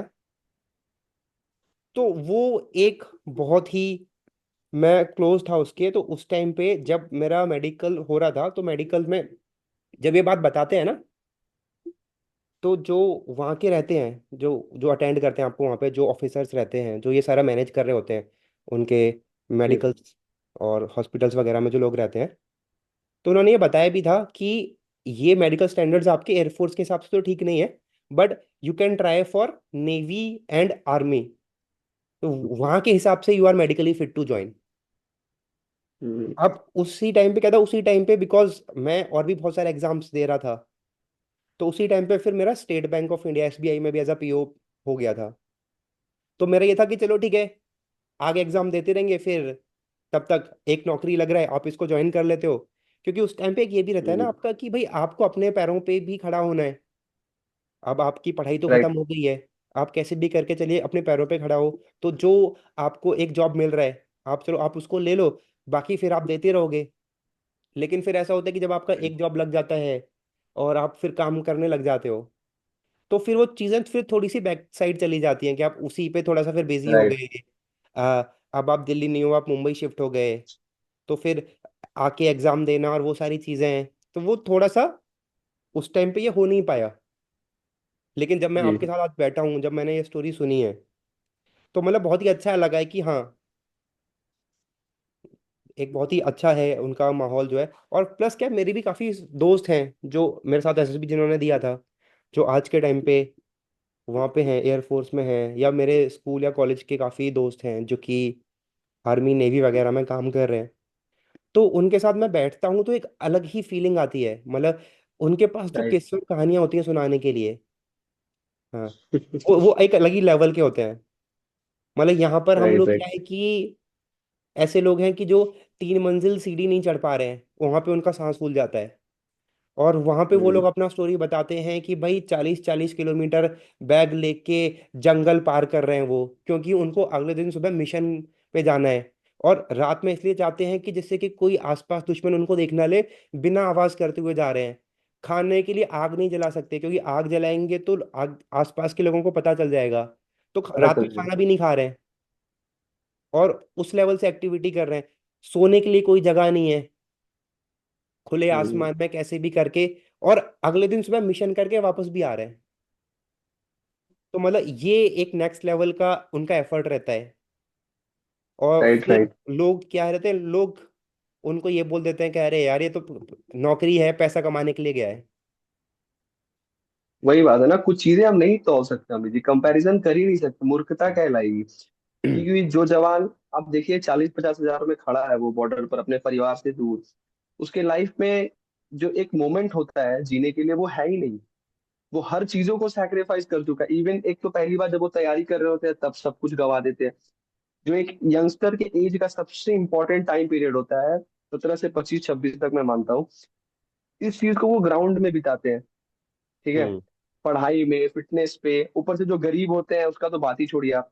उनको तो काम करके अपना जूता खरीदना पड़ता है। इवन ऐसे ऐसे लड़के हैं जो कैटरिंग होता है ना, शादी में कैटरिंग का काम करते हैं, जो हम्म। वहां से 200-300 रुपया मिलता है, उस चीज से वो अरेंज कर करके कोई पीट्स का, कोई ऐसे जूता वूता अपना खरीदते हैं गोल्ड स्टार का, ताकि प्रैक्टिस एटलीस्ट हम कर पाए। हम्म। उसके बाद वो ट्यूशन पढ़ते हैं। हालांकि अभी तो इंटरनेट सस्ता हो गया तो लोग घर पे भी पढ़ लेते हैं, वरना फिर ट्यूशन पढ़ते थे, उसके फीस के लिए भी अरेंज करना पड़ता है उनको। ठीक है, हम्म। फैमिली से तो मांग नहीं सकते, फैमिली की हालत पहले से ऐसे ही खस्ता है। जो नॉर्मल लेवल पे जा रहा है बंदा, जो आर्मी में जीडी, ट्रेड्समैन, क्लर्क, इन चीजों की जो तैयारी कर रहा है, उसको समझिए, उस बच्चे को 17.5 साल से उसको अपने ही दम पे खड़ा रहना है। परिवार से वो उम्मीद नहीं रखता है कि मेरे पेरेंट्स हमको पैसा देंगे, क्योंकि परिवार का हालत खराब है, 2 वक्त की रोटी नसीब नहीं होती है सही सही। फिर भी हम लोग तो समझ नहीं पाते ना, जिनको नसीब नहीं हो रही है उनको पता है कि उतने कमी में भी वो किस तरह से स्विगी जोमेटो कर करके ये लोग पैसा मैनेज करते हैं। एक तो बाइक खरीदेंगे, उसका ईएमआई भरेंगे, उसके बाद अपना खर्चा निकालेंगे, परिवार चलाएंगे, प्रैक्टिस करेंगे, हर चीज डॉक्यूमेंट बनाएंगे। एक डॉक्यूमेंट के लिए आपको पता ही है, नॉर्मल फौज के लिए डोमिसाइल बनाओ तो उसके लिए महीना महीना रगड़ना पड़ता है, 1000 डॉक्यूमेंट उसके लिए लगते हैं। हर चीज उनको करना पड़ता है। हालांकि जो फिर भी थोड़ा फाइनेंशियली स्ट्रांग होते हैं वो आईएमए एनडीए से अपना तैयारी करते हैं अफसर लेवल पे, ठीक है। लेकिन जो नॉर्मल लेवल पे जा रहे हैं, जीडी, ट्रेड्समैन, क्लर्क, इन चीजों के लिए तो भाई आपको नेक्स्ट लेवल का सैक्रिफाइस करना पड़ेगा, नेक्स्ट लेवल का। नहीं आपको फिनेंशियली सपोर्ट है, ना ही इमोशनली। अगर आप खुद रो रहे हैं तो आपको खुद को ही बनाना होगा, कोई घंटा नहीं आएगा। अगर आप रो रहे हो तो पड़ोसी तो यही चाहेंगे, रो रहा है बेटा, जा एक छोटा सा प्राइवेट जॉब कर ले, कारखाना में मजदूर बन जा, क्या फौज के लिए दौड़ रहा है। तो अगर आप छोटे घर से हो तो ये आपको तो खुद रगड़ना पड़ेगा, हर चीज खुद करना पड़ेगा। एक बात और आती है इसके अंदर ना, कि जो इतनी ज्यादा शहादत हो रही हैं, कभी कभी मुझे लगता है कि अगर थोड़ा सा इंफ्रास्ट्रक्चर या फैसिलिटीज पे काम किया जाए, तो बहुत सारी शहादत तो ये इसलिए हो रही है ना कि उनके पास प्रॉपर रिसोर्सेज नहीं है। मतलब हम्म। कि अगर प्रॉपर रिसोर्सेज हों, मतलब देखिए, अगर मान लो कि उनके पास जो वेपन्स हैं या उनके जो गाड़ियां हैं जिनसे वो जा रहे हैं, जैसे कभी कभी देखते हैं कि गाड़ियों पे हमला कर दिया, और वो राइट। गाड़ियां ऐसी थी कि भाई गोली आर पार जाके अंदर चला गया। और या कभी कभी ऐसे देखते हैं कि वो उनको जो भी जैकेट वगैरह दिए गए हैं, या उनको प्लेट प्रूफ मान लीजिए जैकेट। कोई बर्फ में बहुत ही -40-50 डिग्री के टेम्परेचर पे जा रहे हैं, और वहां उसको जो फैसिलिटीज दिए गए हैं, वो फैसिलिटीज ही सफिशिएंट नहीं है उसके सर्वाइवल के लिए। हाँ, हम लोग देश प्रेम में इमोशनल होके बोल सकते हैं कि भाई वो तो कैसे भी टेम्परेचर में रह लेगा, या हमारे अंदर तो देश प्रेम इतना है कि हमारे पास फैसिलिटीज नहीं होंगी तो भी हम लड़ाई कर लेंगे। नो डाउट, सही बात है ये। देखिए, स्टार्टिंग में जो आपने बोला कि हमारे सोल्जर्स के ऊपर जो गाड़ी के उनके ऊपर अटैक हो रहा है, नो डाउट ये पिछले कुछ सालों में बहुत ज्यादा हो रहा है, और हम्म। कैजुअलिटीज भी हो रहा है, ऐसा नहीं है। एयरफोर्स के भी कुछ टाइम पहले हुआ था, गाड़ी में जवान शहीद हुए थे, हमारे आर्मी के भी शहीद हुए थे। हम देखते हैं वीडियोज में ब्लड इस तरह रास्ते में बहता है इंसिडेंट के बाद। ठीक है, तो सबसे पहली बात है कि इन्हें कम से कम एटलीस्ट बुलेट प्रूफ गाड़ी तो देना चाहिए। यहाँ पर एक फुद्दू पॉलिटिशियंस घूमते हैं बुलेट प्रूफ कार पे, है ना, जो कुछ हाँ, काम उनको धंधा नहीं जेड इन प्लस लोगों को सिक्योरिटी मिला हुआ है, अपने। और एक एक पॉलिटिशियन के पास काफिले में 50 गाड़ियां आगे चल रही हैं, 50 गाड़ियां पीछे चल रही हैं। राइट, तो इनको क्या मिला हुआ है, इनको जेड प्लस सिक्योरिटी है, plus bullet proof, bullet proof car है। अरे भाई तुमको किस चीज का खतरा, तुम तो पूरा लेके बैठे हुए हो। अगर आपको इतना प्रॉब्लम है, इतना डर है, अब मत करो जॉब, छोड़ दो। क्यों बनना इतना पॉलिटिशियन जब इतना डर है तो? नहीं बनना है ना।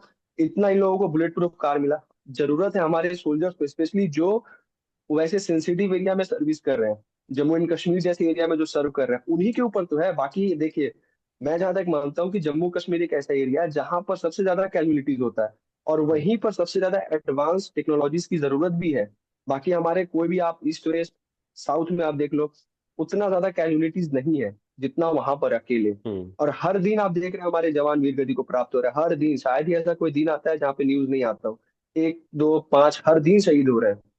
तो मेनली जो है गवर्नमेंट पहले से, नो डाउट अभी के टाइम में एडवांस टेक्नोलॉजीज बहुत ज्यादा है, नो डाउट, बट फिर भी अगर हमारी फौज कहीं जा रही है, पुलवामा में जो इंसिडेंट हुआ, या ड्रोन आगे आगे नहीं जा सकता था? आगे हम्म। आगे तो उनके लिए कुछ जाना चाहिए था ना, जो उनकी सेफ्टी के लिए, एक दो थोड़ी है, 40 जवान जा रहे हैं उसमें। तो कुछ कुछ जगहों पर गवर्नमेंट को जो होता है ना, सोच से बाहर जा करके सोचनी चाहिए। और हम्म। कश्मीर जैसे एरिया में अमित जी में क्या बोलो, गद्दार घर में ही बैठे पड़े हैं। ठीक है, इतनी वहां पे किसी का औकात नहीं है कि वो उस पार से इस पार आए, क्योंकि ठोकने के लिए बैठे हुए हैं हमारे लोग। लेकिन हम्म। घर में जो बैठे हुए हैं ना, इनको आइडेंटिफाई करना, इनको ठोकना बहुत मुश्किल है। तो बहुत मुश्किल होता है फौज को, नो डाउट। फिर भी फौज तो नो डाउट ठोकने में तो आगे ही है, उन लोगों को हमेशा 72 के पास भेजने के लिए हमेशा तैयार रहती है। लेकिन यही है कि हाँ, एडवांस करना पड़ेगा और भी ज्यादा, स्पेशली नॉर्थ साइड में जो भी चीजें एक्टिविटीज है। जब आप विजिट करते हो, मान लो जो आपके कुछ रिलेटिव्स हो गए या आप उनके पास जाते हो, तो वहाँ कैसा माहौल रहता है? मतलब उनके। अभी हम्म। जैसे रिसेंटली हम जम्मू गए हुए थे, तो हम्म। 9 पैरा यूनिट में हम गए हुए थे, क्योंकि हम्म। वहां पे है बहुत क्लोज अपना कोई। तो देखिए 9 पैरा जो जम्मू में है, प्रॉपर सिटी में है, तो ठीक है। लेकिन हम्म। नॉर्थ को तो कवर पूरा 9 और 4 पैरा ही करते हैं वहां पर। ठीक है। तो हम जम्मू साइड में थे, तो बहुत ज्यादा वहां पे टेंशन नहीं है, क्योंकि वो एक अच्छा डेवलप्ड शहर है। लेकिन ऊपर आप जैसे जाइए कश्मीर हम्म। साइड में, तो वहां पर कंडीशंस जो है ना, इतना नाजुक रहता है, इतना नाजुक रहता है कि आप जब तक नहीं जाएंगे आप उस चीज को फील नहीं कर पाएंगे। हम्म। हम लोग शहरों में बैठे हैं ना, दिल्ली, नोएडा, कोलकाता, यहाँ पे हम लोग बैठे हैं, तो हमें नहीं रियलाइज हो रहा है कि फौज का काम क्या है एग्जैक्टली में। ठीक है। डर किसको कहते हैं। लेकिन जब आप एक बार कश्मीर साइड में जाओ, राजौरी, पुंछ, बारामूला, इस अगर साइड अगर आप जाते हो ना, बिलीव करिए, एक एक कदम आपका ना हालत खराब हो हम्म। जाएगा। लेकिन सुकून यही है कि वहां पे हमारी सीआर पे, हमारी फोर्सेस वहां पे एकदम मस्त मक्खन जैसा काम करे। इवन वहां पे जो स्टेट पुलिस है, Jammu and Kashmir police, hmm. Seriously मैं बहुत बड़ा फैन हूँ जम्मू एंड कश्मीर पुलिस का। क्योंकि वो एकमात्र ऐसी पुलिस है जो हमारे फोर्सेस के साथ मिलकर ज्वाइंट ऑपरेशन करती है। बाकी और भी पुलिसेस ठीक है, नो डाउट, लेकिन बेस्ट ऑफ द बेस्ट हमारी जम्मू एंड कश्मीर पुलिस है। जो पुलिस तो नाम की है, लेकिन लॉन्चर चलाती है वैसी पुलिस है। हम्म। अच्छा। ठीक है, तो ये तो बहुत आपने अच्छे से बताया। व्हाट डू यू थिंक कि टेक्नोलॉजी में हम लोग और क्या क्या कर सकते हैं? मतलब कि देखिए, मेरा मानना ये है कि जहाँ पे भी हम लोग ह्यूमन लाइफ को सेव कर सकते हैं या कैजुअलिटी को बचा सकते हैं, क्योंकि हम्म। जो हमारा सैनिक है या जो हमारा फौजी है, वो देश की रक्षा करने के लिए जा रहा है, वो शहादत देने के लिए नहीं जा रहा है। शहादत राइट। एक एक्सेप्शन होना चाहिए। मतलब लेकिन अभी हम लोग देख रहे हैं कि शहादत एक नॉर्म बन गया है। मतलब हर एक दो दिन बाद न्यूज आ जाती है कि भाई कोई यहाँ से शहीद हो गया, कोई वहां से शहीद हो गया, जबकि अभी राइट। तो फुल स्केल वॉर भी नहीं हो रहा है। हम्म। मतलब अभी तो आप ये देखो कि ये सिर्फ एक्टिविटीज ही हो रहे हैं घुसपैठ के या कुछ। तो क्या हमको टेक्नोलॉजी के ऊपर हुआ, या आप बोल सकते हो कि जो हमारा सर्वेलेंस है, या जो हमारा ये एजेंसीज हैं जिनका की काम होता है कि हमला होने से पहले ही आगाह कर दिया जाए कि हमला होने वाला है, इंटेलिजेंस है हमारा, राइट। अगर राइट। हम लोग इस पे थोड़ा सा और काम करें, और हमको करना भी चाहिए, क्योंकि कैजुअलिटी हो रही है, फिर उसके बाद आपने बदला लिया तो आपका जब जवान तो चला गया ना। राइट। राइट। हाँ। मतलब जैसे कि हम लोग इवन बोलते भी है, मेडिकल के टर्म्स में भी होता है कि prevention is better than cure. कि ये शहीद हो गया, उसके बाद आप बदला ले रहे हो। अरे आप शहादत से पहले ही काम करो ना, आप वो ऐसे प्रिवेंशन कर लो कि बाद में आपको टेररिस्ट एक्टिविटी हो ही ना पाए। राइट। देखिए अमित जी, ये जो जोन है ना हमारा नॉर्दर्न जोन, हम्म। सबसे ज्यादा कैजुअलिटीज यहीं पे हो रही है, इंसिडेंट यहीं पे होता है, और बहुत सेंसिटिव जोन है। ठीक है। जैसे मैं बताया अभी आपको कि सबसे ज्यादा खतरा जो हमारे घर के अंदर बैठे लोग हैं उन्हीं से है वहां पर। हम्म। आप एक चीज मानिए, कश्मीर में जितने देशभक्त हैं उससे ज्यादा गद्दार भी है वहां पर। हम्म। ठीक है। और मैं ऐसे नहीं कह रहा हूँ, मैं बहुत अच्छे तरीके से मैंने इस चीज को मैंने देखा है। मैंने बात भी किया है सोल्जरों से। हम्म। ठीक है। और ऐसे ऐसे सोल्जर, मतलब मैं आपको बता नहीं सकता ऑन कैमरा, ऐसे ऐसे सोल्जर जो एक समय में खुद वो, मतलब कह सकते हैं आप कि वो उन लोगों से मिले हैं, देखे हैं उनका माइंडसेट क्या है। अपने घर वालों पे वो जल्दी नहीं भरोसा करते हैं। हम्म। ऐसे ऐसे लोग हैं वहां पर। तो सबसे ज्यादा तो हमें पहली बात खतरा है खुद के घर के अंदर के लोगों से, क्योंकि हम उन्हें मार भी तो नहीं सकते हैं। कैसे हम्म। मारिएगा आप जिस बच्चे को आप देख रहे हैं, 12-13 साल का बच्चा है, वो यहाँ से टेररिस्ट है। ठीक है, यहाँ से वो टेररिस्ट है, लेकिन आप उसे मार भी नहीं सकते हैं। आप क्या करिएगा उसके? आप उसको समझाइएगा, समझा के आप उसको छोड़ दीजिएगा। फिर 2 दिन बाद वो यही सेम चीज करेगा, आपके पीठ पीछे छुरी मारेगा वो। तो आप इस बच्चे को तो आप मार भी नहीं सकते ना सजा दे सकते हैं। हम्म। हमारे यहाँ पे जानते हैं ना कि अगर फौज कुछ करेगा तो ह्यूमन राइट्स वाले बहुत आंख खोल के खड़े हो जाते हैं। लेकिन जहाँ पे इन्हें खड़ा होना चाहिए वहां पर तो ये खड़ा होंगे नहीं। हम्म। लेकिन अगर फौज अपना कार्रवाई करेगा तो इन लोगों को बहुत ज्यादा ह्यूमन राइट्स हमदर्दी दिखता है, स्पेशली उन लोगों जो टेररिस्ट माइंडसेट के हैं वहां पे उन लोगों के साथ। तो पहला डर तो यही है जो हमारे घर में ही बैठे हैं छुप के। दूसरा है कि जितना ज्यादा हो सके हमारे सोल्जर्स अगर कहीं मूवमेंट कर रहे हैं तो चारों तरफ इनकी निगरानी रखनी चाहिए। ठीक है, एक पॉलिटिशियन जहां से जाता है उसके लिए पूरा 1 2 4 किलोमीटर का रास्ता खाली हो जाता है, एक परिंदा नहीं पर मार सकता, इस तरह की सिक्योरिटी होती है। तो हमारे जब सोल्जर जाते हैं तब क्यों नहीं भाई, उनको आप दो हम्म। चारों तरफ ड्रोन दो, हर एक जगह से आप कैप्चर करो। जहां जहां से वो जाने वाले हैं क्लियरेंस लो पहले अच्छे से, कि दूर दूर तक कोई गाड़ी नहीं आना चाहिए। जब उनका कॉन्वॉय निकलता है, कॉन्वॉय की मजाक नहीं होता है ना, कॉन्वॉय जब निकलता है तो आपको पूरा 100% सेफ्टी के साथ आप उनको भेजो। ये नहीं कि हाँ वो निकल गए, रास्ते में कुछ होगा तो वो रुक जाएंगे, सेफ्टी ले लेंगे, कुछ नहीं यार। आप उनको पहले सिक्योरिटी दो 100%, कि जहां से उनको जाना है डेस्टिनेशन वो आराम से पहुंचे। वो हम्म। हमारे लिए बहुत बड़ा सक्सेस है, नॉर्दर्न जोन में स्पेशली। आप उनको ड्रोन की फैसिलिटीज दो, बुलेट प्रूफ कार दो, सबसे बड़ी बात, बुलेट प्रूफ कार बहुत जरूरी है। क्योंकि टेररिस्ट भी देखिए वो लोगों का भी एक ही माइंडसेट होता है कि ज्यादा डैमेज करना है। तो वो इंडिविजुअली एक एक को शायद ही मारेंगे, क्योंकि उनको पता है मैं अगर एक मारूंगा तो ये मेरे पूरे ग्रुप को उड़ाएंगे। तो वो हम्म। लोग टारगेट में लेते हैं कि बल्क में जब कुछ मूवमेंट होता है उसको आप कैप्चर करो। तो आप देखिए नॉर्थ साइड में जो भी हुआ, वो लोग गाड़ियों के ऊपर ज्यादा हमला करते हैं क्योंकि उनको पता है बुलेट प्रूफ है नहीं। हालांकि अभी बहुत सारी गाड़ी आ रही है एडवांस, लेकिन पता है उन्हें कि अभी भी मेजोरिटी ऑफ जो गाड़ी है वो वेस्ट लेवल की नहीं है, पूरा फुली प्रिपेयर्ड नहीं है। तो वो लोग डायरेक्ट गाड़ी को ही निशाना बनाते हैं, बहुत दूर दूर से बैठ के वो लोग निशाना बनाते हैं। क्योंकि पता है कि गाड़ी का लेवल क्या है, इस कांच में लगा, यहाँ से ढुका यहाँ से निकला, इस लेवल का है। तो इस चीजों को हम लोगों को और तंदुरुस्त बनाना चाहिए। तो ये 3 4 चीजें हैं जो मेरे हिसाब से कि अभी फौज को और भी ज्यादा करना चाहिए इस पे काम। और हमारा डिफेंस बजट तो बढ़ा देना चाहिए, जितना है आप दे दो डिफेंस को यार। डिफेंस भी स्ट्रांग रहना जरूरी है। अगर डिफेंस स्ट्रांग आज के टाइम में आप देखें ना इसराइल को, जहां घुसता है, इसराइल तो ऐसा फोर्स है कि मैं देख के पागल, मैं बहुत बड़ा फैन हूँ इसराइल का। वो गोप्रो लगा के ऑपरेशन करते हैं वो लोग, हम्म। जिसको भी ठोकते हैं लाइव वीडियो बनाते हैं, हाँ, वो और उसका वीडियो वीडियो बना बाद में के रिलीज भी अपलोड करते भी हैं वो करते लोग। हैं। हम्म। हाँ, बना के कहते भी हैं कि हाँ हम मारे हैं इन्हें, ताल ठोक के कहते हैं कि मारे हैं। अब वीडियो भी बना के, कोई आखिरी बार सांस ले रहा है तो भी उसको ठोकेंगे और वीडियो बना के डालेंगे कि हाँ हम मारे हैं। तो यार ठीक है, हम लोग भी बनेंगे, ऑब्वियसली हम लोग भी कम नहीं है। टेक्नोलॉजी के मामले में पहले से काफी बेटर है हम लोग। लेकिन उम्मीद करते हैं कि कुछ सालों में बहुत ज्यादा हम लोग को स्ट्रांग बनना होगा, क्योंकि देख भी रहे हैं आप चारों तरफ हमारे कितने महान महान जाहिल लोग भरे पड़े हैं। तो बचने के लिए खुद को तो तैयार रखना पड़ेगा हम लोगों को। और आई थिंक शायद धीरे धीरे वो उस ट्रैक पे हम लोग जा भी रहे हैं, क्योंकि अभी अमेरिका के हम्म साथ हम लोग ने ड्रोन का एक डील भी किया है। हम्म। तो उसमें भी राइट अच्छे खासे ड्रोन हमारे पास विद टेक्नोलॉजी आने वाले हैं। और उससे पहले राइट हमारे पास राइट। फाइटर जेट भी आए थे राफेल के।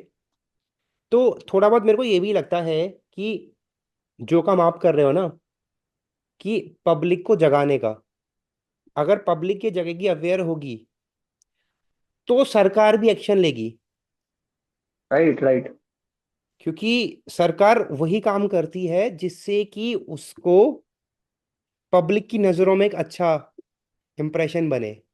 तो अगर राइट लोग डिफेंस के बारे में थोड़ा सा सरकार से सवाल पूछना अगर शुरू कर देंगे, शहीदों के सम्मान के बारे में सरकार से सवाल पूछना अगर शुरू कर देंगे कि इतनी शहादत क्यों हो रही है, सरकार कहाँ पे राइट गड़बड़ राइट। कर रहा है, तो फिर सरकार भी डिफेंस का बजट हो गया, या जो डील्स हैं फॉरेन कंट्रीज के साथ जो हमारे लटके हुए हैं वो हो जाएंगे। या इंडिजेनस लेवल पे भी फिर रिसर्च होना शुरू हो जाएगा कि अपने इक्विपमेंट्स हम लोग खुद ही बनाना स्टार्ट कर दें, हम लोग खुद ही आत्मनिर्भर हो जाएं। और ये तभी होगा राइट जब देश की जो पब्लिक है वो इसको एक्टिवली सवाल पूछेगी। और वो आई थिंक देखिए जो अमित, आप दो काम चीज कर रहे हो राइट। वो उसी डायरेक्शन में ही है, कि आप ये जो चीज कर रहे हो, आप जब पब्लिक को अवेयर करोगे तभी वो डिफेंस से रिलेटेड सवाल पूछना शुरू करेगी और पार्टिसिपेशन दिखाना शुरू करेगी। और जब ये एक ग्राउंड पे ऐसी बातें अगर होना शुरू हो जाएंगी, तो सरकार को फिर एक्शन लेना पड़ेगा। बिकॉज सरकार वही कर राइट रही है जो ग्राउंड लेवल पे लोग चाह रहे हैं। हम्म। जब पब्लिक प्रेशर बनाएगी तब सरकार वो काम करेगी ही करेगी, नो डाउट। करेगी। ठीक है। दूसरी बात कि पब्लिक को तो सरकार से कंटिन्यू सवाल पूछना पड़ेगा। बिना वॉर के हमारे इतने जवान शहीद हो रहे हैं, बिना वॉर के हर दिन जा रहे हैं, क्यों? सबसे पहला क्वेश्चन मार्क, क्यों? ठीक है। दूसरी बात जो मैं मानता हूँ पर्सनली मेरे माइंडसेट से, कि सबसे बड़ा इसमें चेंज पता है कैसे होगा? हम्म। जब तक हमारे ये पॉलिटिशियंस के अगर बच्चे नहीं जाएंगे वहां पर, इनको हम्म। उस चीज का फिक्र नहीं होगा। क्योंकि आप देखिए, गारंटी है कि जो पॉलिटिशियंस हैं 99.999% के बच्चे फौज में नहीं है।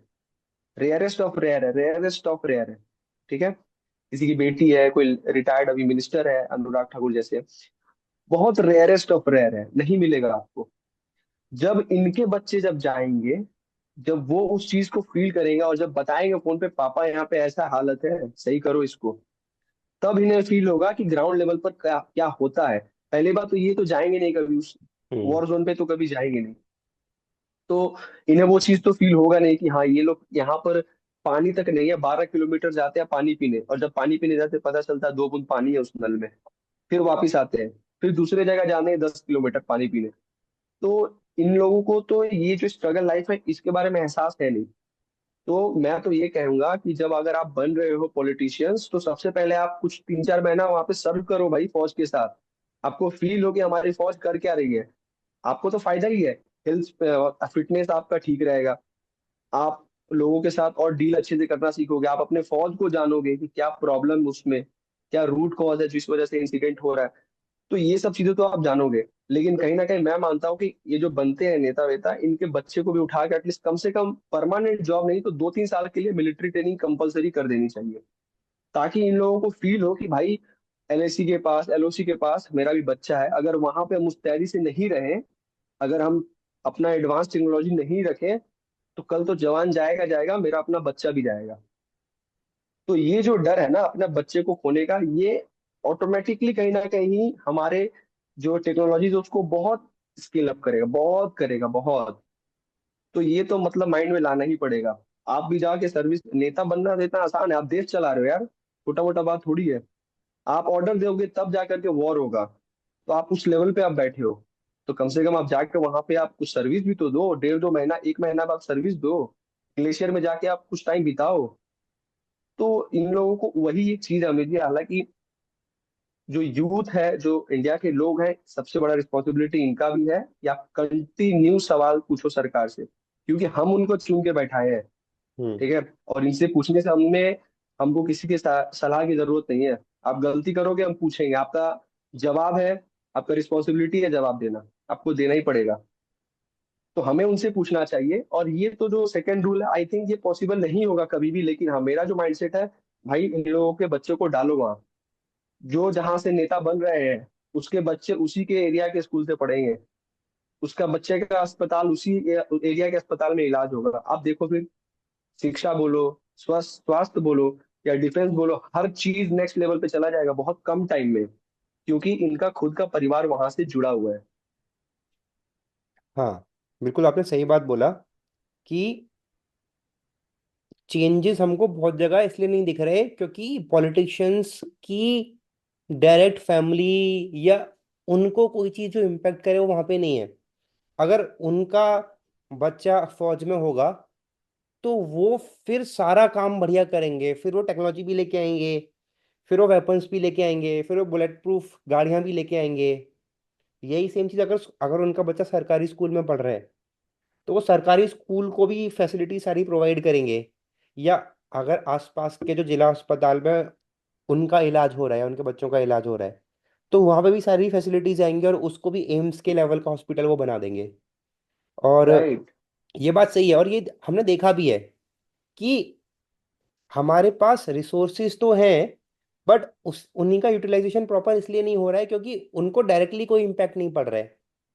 ना तो उनका वोट बैंक उससे हिल रहा है, ना उनका कोई डायरेक्ट फैमिली मेंबर वहां पर है। इसीलिए वो चीज़ है, क्योंकि हॉस्पिटल्स में भी हम लोग देखते हैं कि बहुत बड़े बड़े मशीन्स तो आ गए हैं, लेकिन उनको चलाने वाला ऑपरेटर ही वहां पे नहीं है, और वो मशीन्स रखे रखे धूल खाते खाते खराब हो गए। राइट।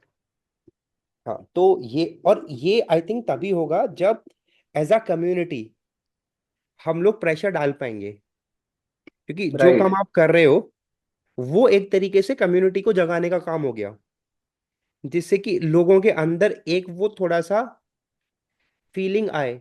और वो फीलिंग सिर्फ व्हाट्सएप पे स्टेटस लगाने तक नहीं रहे, कि वो राइट, सही एटलीस्ट बात है। अपने आसपास का, मतलब कि चलो हर कोई पूरे देश में जाके तो काम नहीं कर सकता है, लेकिन आप एटलीस्ट अपने शहर में अपना एक कम्युनिटी बना सकते हैं जो कि डिफेंस के वेलफेयर पे हो।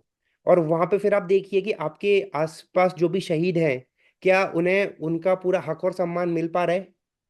नहीं मिल पा रहा है, तो हम्म, फिर आप उनकी लड़ाई लड़िए, क्योंकि जो शहीद के परिवार हैं वो तो वैसे ही इतने टूटे हुए हैं। अगर आपका सपोर्ट उनको मिल जाएगा, और हर जगह से ऐसे 10 20 50 लोग हो गए, जब वो जाके उनके सम्मान और हक के लिए डीएम ऑफिस में जाएंगे या वहां के विधायक सांसद के पास जाएंगे, तो विधायक सांसद को भी लगेगा कि यार अब तो इसमें पब्लिक इन्वॉल्व हो गई है। राइट। तो तब वो जो सड़क शहीद के नाम पे होनी थी, या वो जो उसका एक स्टैचू लगना था, वो सारी चीजें फिर थोड़ा सा वो जल्दी करेंगे, क्योंकि हमने देखा भी है कि हमारी सरकार बहुत एक्टिव है। कभी कोई चीफ मिनिस्टर किसी सड़क पे जाने वाला होता है ना, तो रातों रात वो सड़क बन जाती है। रातों रात जिस ग्राउंड में उसकी बहुत रैली बहुत। होनी है, तो रातों रात वो ग्राउंड साफ हो जाता है। रातों रात स्ट्रीट लाइट सारे ठीक हो जाते हैं। तो हमारा प्रशासन जो है वो काम तो कर सकता है, अच्छे खासे वेल क्वालिफाइड लोग हैं, लेकिन वो काम तभी करता है जब उनके ऊपर वो प्रेशर पड़ता है। और वही प्रेशर एज अ कम्युनिटी हमको क्रिएट करना पड़ेगा। राइट। तो what is your vision like, मतलब कि अभी तक आपने, जो आपको टाइम हो गया शहीदों के फैमिली से मिलके, फिर आप ये कंटेंट क्रिएट भी कर रहे हो, तो आपने अपने अंदर क्या चेंजेस देखे हैं? मतलब ये तो हमने बाहर हम्म। का डिस्कशन कर लिया, क्योंकि देखो जब भी आप किसी से मिलते हो ना, तो हर कन्वर्सेशन हमारे ऊपर कुछ ना कुछ इम्पैक्ट छोड़ती है। उस 1 2 घंटे के कन्वर्सेशन के बाद आप जैसे पहले थे थोड़ा बहुत आप में बदलाव आएगा। और वही चीज जब आप रेगुलरली कर रहे हो, इतने सालों से अलग अलग शहीदों के फैमिली से मिल रहे हो, फिर आप उस न्यूज़ को और ज़्यादा डिटेल में फॉलो कर रहे हो कंपेयर टू बाकी लोगों से, तो राइट। हर चीज हमारे ऊपर कुछ ना कुछ इम्पैक्ट लेके आती है। तो जो अभय 2 या 3 साल पहले जब फौज की तैयारी कर रहा था, और अब 3 साल बाद इतने ज़्यादा शहीद के फैमिली से मिलके और इतना ज़्यादा न्यूज़ कवर करके, आपको अपने राइट। अंदर क्या चेंजेस आए हैं, क्या लगता है? अमित जी देखिए, ये चीज जो है ना, जो हम काम कर रहे हैं बेसिकली, इसे जब से मैंने स्टार्ट करा, चेंजेस तो मेरे अंदर बहुत ज्यादा आया, नो डाउट बहुत ज्यादा चेंजेस आया। कुछ कुछ ऐसे चेंजेस है ना, आपको खुद के अंदर जो चेंजेस है आप वो नहीं देख सकते हम्म। जब तक सामने वाले आपको ना बताएं। तो चेंजेस इस लेवल पे है कि जब से मैं ये शहीदों के परिवार के साथ जुड़ा, तब से मैं इमोशनली बहुत ज्यादा स्ट्रांग भी हुआ। लोगों के दर्द को समझने की जो ये क्षमता है ना, मेरे अंदर वो चीजें विकसित हुई। कि मतलब मेरे को पहले ये लगता था कि ठीक है यार, मेरे लाइफ में बहुत प्रॉब्लम है, हम्म। ठीक है, हर एक छोटे छोटे चीजों में एक्सक्यूज की, इतना क्यों मेरे साथ ऐसा क्यों हो रहा है, वैसा क्यों हो रहा है। लेकिन मैं जब उनके घर गया, उनसे बात किया, उसके बाद मुझको रियलाइज हुआ कि यार एटलीस्ट मैं उनसे तो बेटर हूँ, हम्म। मैं काफी बेटर हूँ। तो पहली बात तो ये कि वो एक्सक्यूजेस जो है ना मेरे माइंड से तो निकल गई, कि यार बहाना वहाना कुछ नहीं, भगवान शरीर दिए हैं, 2 हाथ 2 पैर, आंख वाँख सब सही है, बहुत अच्छा लाइफ है, बहुत अच्छा, एटलीस्ट उनसे तो बेटर है ना, जो अब हम्म। यहाँ रहे ही नहीं। करोड़ों की, मतलब मैं आपको क्या बताऊं, करोड़ों का घर है, 2 2 बंगलो है उनका, देहरादून उत्तराखंड में। उनके बेटे एयरफोर्स जो स्क्वाड्रन लीडर सिद्धार्थ नेगी नाम है उनका, जिस जिस दिन उनका बर्थडे था, वो उसी दिन शहीद हुए, आप सोचिए। हम्म। तो एटलीस्ट हम तो उनसे बेटर है ना, हम जी रहे हैं, अपने माँ बाप के साथ है। तो जब से मैं स्टार्ट किया, लोगों के दर्द को समझने बहुत अच्छे से लगा मैं, हम्म। मेरे अंदर एक ठहराव नहीं था, वो ठहराव मैं आज के वक्त में देखता हूँ, सुनता हूँ, समझता हूँ। रिस्पेक्ट जो होता है ना लोगों की फीलिंग्स का, वो रिस्पेक्ट करने का फीलिंग जो है बहुत पहले से अभी बहुत ज्यादा है।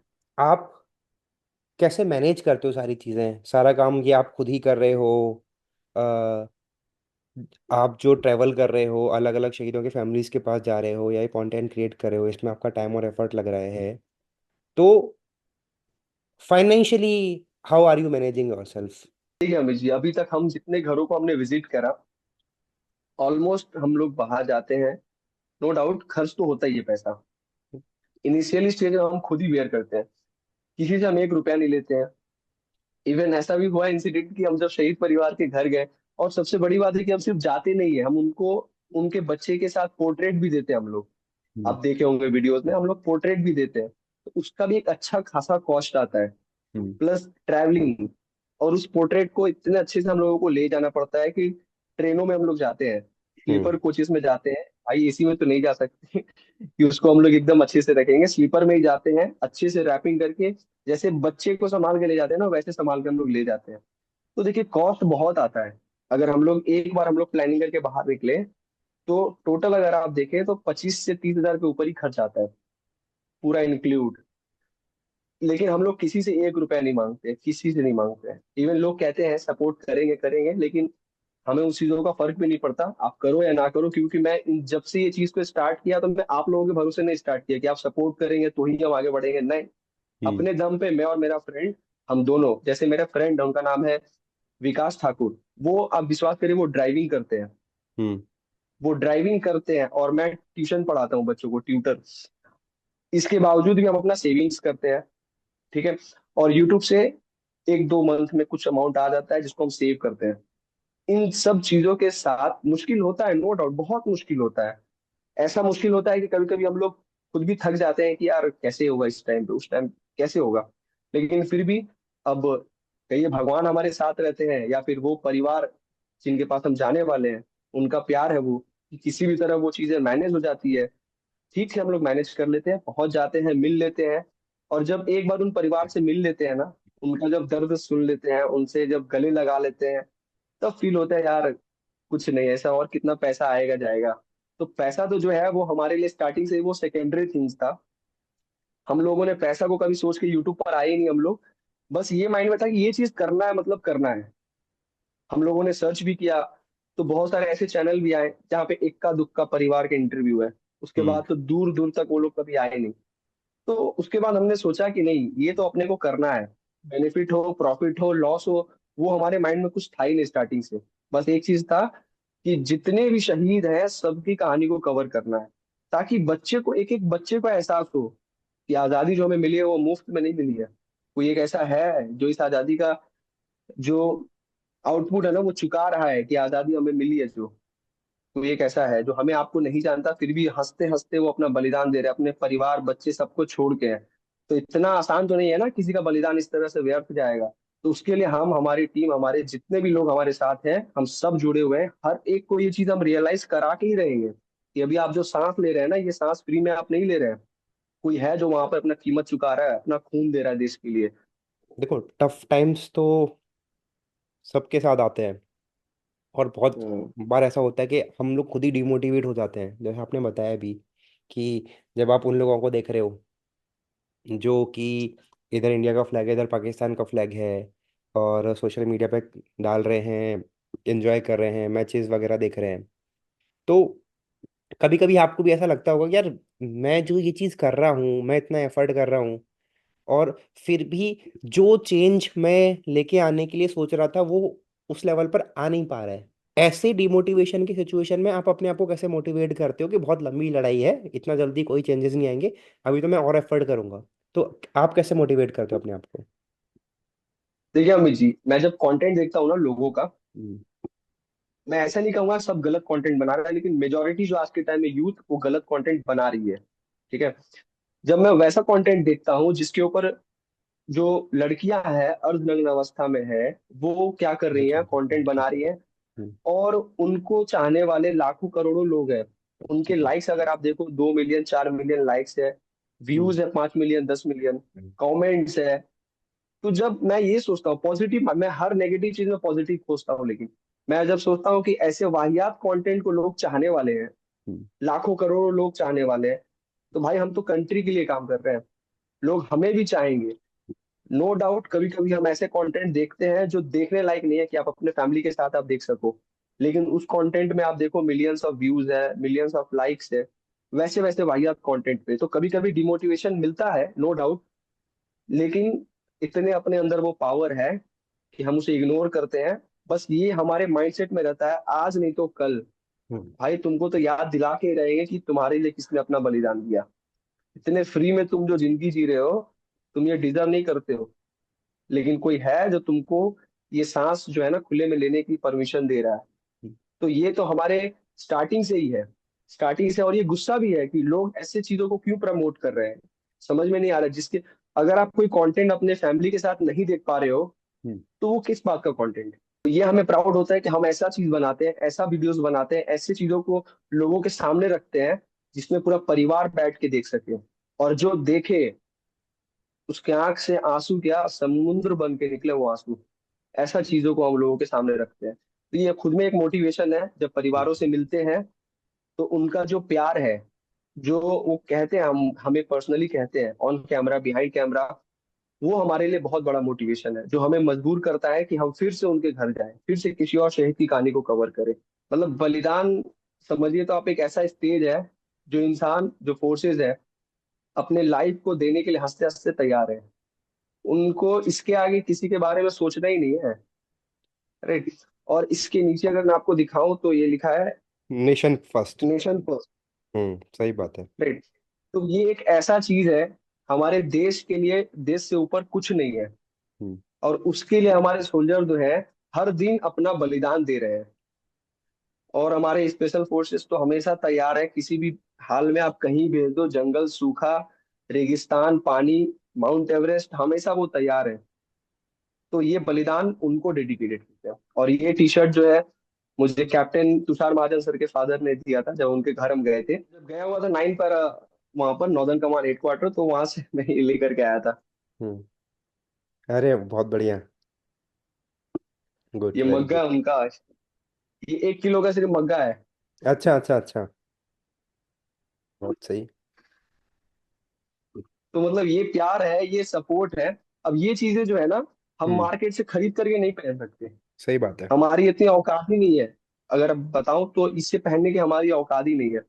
फिर भी अंकल ने जो प्यार से हमें ये चीज दिया है, और हमने जो भी थोड़ा मोड़ा उनके घर गए, वो जो हमारा बॉन्डिंग बना, उस प्यार के नाते हम इस चीज को पहनते हैं। लेकिन सीरियसली बताओ अमित जी, तो इसे पहनने का हमारा औकात ही नहीं है जब तक हम उस लेवल पे ना पहुंचे।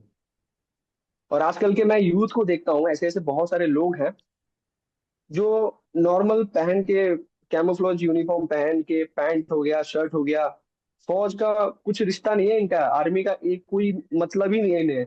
लेकिन हम्म। आजकल लोग पहन के स्पेशल फोर्सेज या बलिदान, कोई एनएसजी, कोई पैरा कमांडो, कोई मरीन कमांडो, गरुड़ कमांडो पहन पहन के घूम रहे हैं, पोस्ट कर रहे हैं। यार कुछ तो थोड़ा सा शर्म कर लो।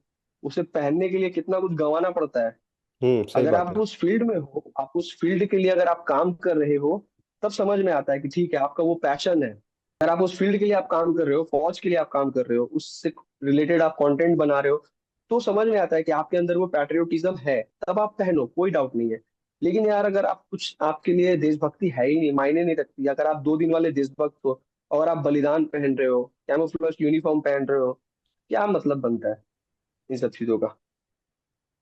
तो व्हाट इज योर विजन, या मतलब आपका क्या प्लान है, क्या सोचते हो कि? सबसे पहले अमित जी, मेरा एक ही माइंडसेट है कि हर एक युवा के अंदर जो पैट्रियोटिज्म होती है, जो हम देखते आए हैं इसराइल के पास क्या है, वो हमारे युवा के अंदर आना चाहिए। क्योंकि हम अकेला कुछ नहीं कर सकते, या फिर हमारी तरह जो कम्युनिटी है वो उस लेवल पर नहीं है। क्योंकि अगर आप देखिए, बहुत लोगों को इसके लिए सामने आना पड़ेगा, बहुत लोगों को। और आपको ये चीज अच्छे से पता है, किसी भी कंट्री को अगर आगे बढ़ना है तो सबसे बड़ा जो उसका रिसोर्सेस है, दैट इज यूथ। अगर एक कंट्री किस तरह से आगे काम करेगी भविष्य में, वो यूथ के ऊपर डिपेंड करता है। ठीक है। तो यूथ को हमारे फोर्सेस के बारे में पता होना ही चाहिए किसी भी हाल में। हम्म। किसी भी हाल में मेरा ये है, आप ये कि रेवोल्यूशन आप कह सकते हैं, लेकिन किसी भी हाल में जब तक यूथ के माइंड में मैं ये चीज नहीं भरूं कि अभी आप जहां पर खड़े हो जस्ट बिकॉज ऑफ देम, कि वहां पे कोई कीमत चुका रहा है, जब तक उनको ये एहसास नहीं होगा, तब तक तो हम रुकने वाले नहीं है। और हमारे जितने भी शहीद परिवार हैं, जब तक उनकी कहानी को हम लोगों के सामने ना रख दें, उनकी आवाज को लोगों के सामने ना रख दें, तब तक तो हम रुकने वाले हैं नहीं, चाहे कुछ भी हो जाए, जितना भी हमें परेशानी झेलना पड़े, कोई सपोर्ट करे या ना करे, हम तो रुकने वाले नहीं हैं। क्योंकि स्टार्ट हम किसी के सहारे नहीं किए थे, और हमें सहारे की जरूरत भी नहीं है। हम अकेला दो लोग हैं, दो लोग काफी हैं। नहीं, बहुत ही सही एटीट्यूड है ये। और जिस तरीके से आप काम कर रहे हो, आई थिंक हमको ज़रूरत भी है। क्योंकि जब तक हमारा युवा अवेयर नहीं होगा, तब तक हम सिस्टम में कुछ राइट। चेंजेस लेके आ भी नहीं पाएंगे। तो व्हाट डू यू फील कि ये कितना डिफिकल्ट है?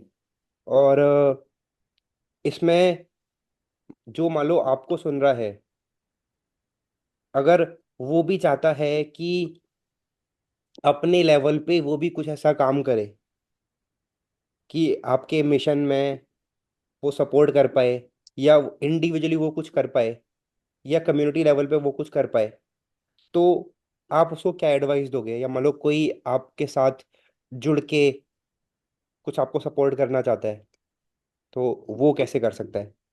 या आप इंडिविजुअली भी देखिए करना मुझे चाहता है, तो सपोर्ट आप क्या एडवाइस दोगे उसको? देखिए मुझे सपोर्ट हमें जरूरत है, नो डाउट। हम ऐसा नहीं कह रहे हैं, बिना सपोर्ट के इंसान किसी चीज को कर लेगा, नो डाउट, लेकिन बहुत टाइम लगेगा, बहुत टाइम। तो सपोर्ट एक ऐसा चीज है कि हमें भी जरूरत है, बट यही है कि हमें उस चीज को ना खुल के कहने की आदत नहीं है। और हम स्टार्टिंग से कभी कहे नहीं, तो वो थोड़ा सा ऑकवर्ड लगता है। लेकिन हाँ, अगर मैं आपके प्लेटफॉर्म से बताऊं तो हमें सपोर्ट की जरूरत है, ताकि हमारी ये जो काम है, ये बीच में रुके ना, ये और भी 2x 3x की स्पीड से हम आगे बढ़ाएं। ठीक है। अगर हमारे पास अभी जो फाइनेंशियल प्रॉब्लम है, ठीक है, हम अभी धीरे धीरे अरेंज करते हैं, तब जाके 4 महीने 5 महीने में बाहर निकलते हैं। अगर हमें सपोर्ट मिले, तब तो मैं हर एक महीने में मैं जाऊं, शहीद परिवार की कहानी को कवर करके आ पाऊं। अभी मैं आपको बता रहा हूँ, मेरी जो दिल्ली ख्वाहिश है कि मैं कश्मीर जाऊं। और कश्मीर में ऐसे बहुत सारे फैमिलीज हैं, वो चाहे हिंदू हो चाहे मुस्लिम हो, ऐसे बहुत सारे फैमिलीज हैं जिनको मैं कवर करना चाहता हूँ पर्सनली। एक बिलाल अहमद मागरे, जम्मू कश्मीर पुलिस के, उनको शौर्य चक्र मिला था। मैं आपको बता रहा हूँ, उनकी मदद अभी इस स्टेज में मुझे नहीं लगता है कि, भगवान ना करे, कब वो रही कब वो नहीं रही, इस स्टेज में वो है। राष्ट्रपति भवन में एक वीडियो वायरल हुआ था उनका, जहां पे वो दर्द से, मतलब कुछ रिएक्ट नहीं कर पा रही है, बस उनकी आंखों से पानी गिर रहा है, और वो ऐसे ऐसे सांस ले रही है, अपने बच्चे को महसूस करके। अब किसी को नहीं पता कि वो माँ अभी कैसी है कैसी नहीं है, किस हालत में है। लेकिन हमारे दिमाग में ये चीज बहुत पहले से घूम रही है कि हम कोशिश करेंगे एटलीस्ट कि बहुत जल्दी हम उनको भी कवर करें। बस यहाँ पे प्रॉब्लम आ जाती है कि फाइनेंशियली हम उतना ज्यादा भी स्ट्रांग नहीं है। अभी 1 साल हुआ है हमारे चैनल को भी, तो उस लेवल पर अभी हम नहीं है। अदरवाइज अगर हमें कोई सपोर्ट करना चाहे तो वेलकम है। हम ये गारंटी देते हैं, आपको आश्वासन देते हैं कि हम ये जो काम है इसको और भी ज्यादा रफ्तार से करेंगे, और भी खूबसूरत तरीके से करेंगे। और इतना खूबसूरत तरीके से करेंगे ना सीरियसली, कि आने वाले लोग जो देखेंगे वो सोचेंगे भाई ये कर क्या रहा है। मतलब बता रहा हूँ लिटरली कि बस रुक जाते हैं हम लोग इसीलिए ना, कि बहुत चीजें मैनेज करनी पड़ती है, बहुत टाइम लग जाता है, इस बीच में हमारा फ्लो भी टूट टूट सा जाता है। लेकिन फिर भी वो हमारे परिवारों का आशीर्वाद है, प्यार है, जो हमारे इस मोटिवेशन को हम बनाए रखे हैं। नहीं, ये बात तो बिल्कुल सही है कि अगर आपके पास एक सपोर्ट रहेगा, तो आपकी एक्टिविटी और ज़्यादा तेजी से हो सकता है। जैसे अभी आपने बोला कि हमको 3-4 महीने बाद हम लोग जा पाते हैं। अगर वो रहेगा तो हम्म। फिर आप जितना ज़्यादा जाओगे, उतना ज़्यादा आप लोगों के फैमिली से मिलोगे, और उतना ज़्यादा स्टोरीज आप सामने लेके आओगे। और जितना स्टोरीज आप सामने लेके आ पाओगे, उतना जल्दी उसका इम्पैक्ट होगा। तो राइट। एक सबसे बड़ा प्रॉब्लम क्या है पता है अमित जी, कुछ कुछ ऐसे पेरेंट्स होते हैं जिनका एज हो चुका है, ठीक है। अब अगर बच्चों की कहानी आपको सुननी है, तो उनके फादर या मदर से ही सुनकर फायदा है, क्योंकि वो लोग जब वो नहीं थे तब से देख रहे हैं, जब वो आखिरी टाइम तक थे। राइट। तो सबसे हमें ये ज्यादा बुरा लगता है कि ऐसे बहुत सारे फैमिलीज हैं जिनके फादर मदर की एज हो चुकी है, ठीक है। अब वो कब है कब नहीं है, अगर वो चले गए, सीरियसली बता रहा हूँ, ये कहानी उनके साथ चला जाएगा, फिर ये पूरा भारत कभी भी बूढ़े माँ बाप के दर्द को नहीं सुन पाएगा, क्योंकि ये आवाज, वो दर्द, वो अकेलापन, वो उनके साथ चला जाएगा। तो हम इसीलिए चाहते हैं कि बहुत लोग होते हैं जो जा नहीं सकते हैं, लेकिन हम अगर उनके बिहाफ में जा रहे हैं, तो अगर वो हमें हेल्प करे, तो लिटरली मैं बता रहा हूँ, मैं उनको नाराज नहीं करूंगा। ऐसी ऐसी स्टोरीज मैं आपके सामने लेके आऊंगा, ऐसी ऐसी स्टोरीज जो लोग कभी सोचे भी नहीं होंगे कि एक इंसान के अंदर ये दर्द होता है। या फिर बता रहा हूँ ना, बस एक चाहिए कि हाँ, लोगों को सपोर्ट या बिलीव की जरूरत है। अदरवाइज हम तो डट के खड़े हैं, कोई करे या ना करे हम उस चीज को करेंगे, डेफिनेटली थोड़ा वक्त लगेगा, लेकिन अगर सपोर्ट मिलेगा उस चीज को, तो हर हम 2 महीने 1 महीने के अंदर हम निकलेंगे। कॉन्टेक्स्ट की हमें कोई प्रॉब्लम नहीं है, पता है, कॉन्टेक्स्ट कोई प्रॉब्लम नहीं है, लेकिन प्रॉब्लम हो जाता है कि वहां तक आपको पहुंचना तो पड़ेगा। अगर आप कश्मीर भी जाओ, तो मिनिमम आप पकड़ के चलो 40,000 रुपये आपका खर्च होगा। और हम मिडिल क्लास लोगों के लिए 40,000 मतलब इट्स लाइक 4 और 5 लाख रुपीज। तो इसीलिए हम धीरे धीरे अपने कामों को स्लो हो जाता है, बट कोई नहीं, वी विल डू। ये प्रोसेस क्या रहता है मेनली कि आप उनको रीच आउट करते हो तो आप कैसे प्लान करते हो? और ये आपका क्या क्या जर्नी आपका क्या रहता है, मतलब कि जैसे कि अगर उसको समझना चाहें कि आप अपने घर से निकले और आप पहले से उनको बता के रखते हो, फिर आप जाते हो, और कितने दिन में आप वापस आ जाते हो, उस टाइम पे आप कहाँ पे रहते हो, कैसे चीज़ें मैनेज करते हो आप ये सारा? जी जी। तो जैसे कि जब हमारे पास कॉन्टेक्ट्स आता है, और कॉन्टेक्ट्स के लिए मतलब मैं आपको बताऊं कि कॉन्टेक्ट्स के लिए ऐसे बहुत सारे लोग हैं जो इस लेवल पे काम करे, ग्राउंड लेवल पर। जैसे कि विकास मन्हास सर एक है, वो पिछले 24-25 सालों से, कारगिल के टाइम से वो शहीदों के घर जाते हैं। आज के टाइम में बड़े शहीद परिवार से उनसे कांटेक्ट है। और भी बहुत ऐसे लोग हैं, ठीक है, जिनसे हम कांटेक्ट में रहते हैं। और सबसे बड़ी बात यह है कि जो शहीद परिवार होते हैं ना, ये सभी एक दूसरे से कनेक्ट होते हैं। अगर आप सोचिएगा कि ये परिवार अकेला है, नहीं, ये परिवार अपने एरिया के आसपास के जितने लोग हैं, और भी जितने उनके यूनिट के बच्चे के साथ जो शहीद हुए हैं, सबके साथ ये कनेक्ट रहते हैं। तो हमारे पास जब कॉन्टेक्ट आता है, पहले तो हम सबसे पहले एक अपलोड करते हैं कि हम यहाँ जाने वाले हैं। तो इस जगह से सपोज हम जैसे वीडियोस बनाए कि हम कश्मीर जाने वाले हैं, तो कश्मीर में अगर आपको किसी भी शहीद परिवार की डिटेल्स पता है, तो आप हमें डीएम करें। तो वो पहला रिसोर्सेज है हमारे पास। दूसरा, हम पोस्ट करते हैं फोटोज। फोटोज भी रहेगा, कोई भी देखेगा उसमें कमेंट करता है वो। तीसरा, जो हमसे पहले से काम कर रहे हैं, समझिए कि हमारे जो सीनियर्स हैं, हम उनसे बात करते हैं, उनसे कहते हैं कि सर हम we are planning to visit Kashmir, तो अगर आपके पास कुछ कॉन्टेक्ट अवेलेबल हो उस साइड के, तो आप हमें दे दीजिए। तो उनके पास रहने पे वो दे देते हैं। और फिर अगर वो एक कांटेक्ट देते हैं, तो हम उस फैमिली को कांटेक्ट करते हैं। फिर उनसे कांटेक्ट करके हम बात करते हैं कि सर अगर आपके आजू बाजू कोई शहीद परिवार और है, तो क्या आप उनका नंबर दे सकते हैं? वो दूसरे का देते हैं, किसी एक का भी दे देंगे। फिर उनसे हम सेम चीज कर देंगे, सर आपके पास किसी और का है, तो वो एक दो का देते हैं। फिर उन दो से चार मिलता है, उस चार से दो मिलता है। ऐसे करते करते जहां हम पहुंचते हैं, एंड ऑफ द टाइम हम उनसे बात भी कर लेते हैं कि इस टाइम पे हम लोग आने वाले हैं, तो प्लीज आप फ्री रहना। एटलीस्ट उस टाइम कहीं आप मत चले जाइएगा, क्योंकि हम इतने दूर से आपके लिए आएंगे। तो हम उनसे बातचीत करके एक होता है ना कि बता भी देते हैं कि हम लोग इतने तारीख को आने वाले हैं। तो वो लोग भी उस हिसाब से प्लान रहते हैं। सबसे best example captain Vikram Batra sir के फादर के साथ हुआ था। तो विक्रम बत्रा सर के फादर को मैंने कॉल किया, तो वो उस वक्त थे हिमाचल में, पालमपुर। हम्म। तो और मुझे जाने में 3 महीना बाकी था। अच्छा। तो मैं उनको बोला कि सर हम 3 महीने बाद हम आएंगे। तो सर बोले कि 3 महीने बाद आओगे, अभी फोन कर रहे हो? मैं बोला हम्म। सर आपसे अपॉइंटमेंट एक तरह का आप समझ लो, आप फिक्स है। तो बोले हम्म। ठीक है भाई जी, आप कॉल करना। मैं उनको फिर अगले महीने कॉल किया, तो बोले कि हाँ हाँ भाई जी, मुझे याद है, आप आना, पालनपुर में ही मैं हूँ। तो फिर 1 महीना और बाद कॉल किया, मतलब अब निकलने के 1 महीने पहले, कि सर हम आने वाले हैं। तो बोले ठीक है, आप आइए, मैं हूँ पालनपुर में।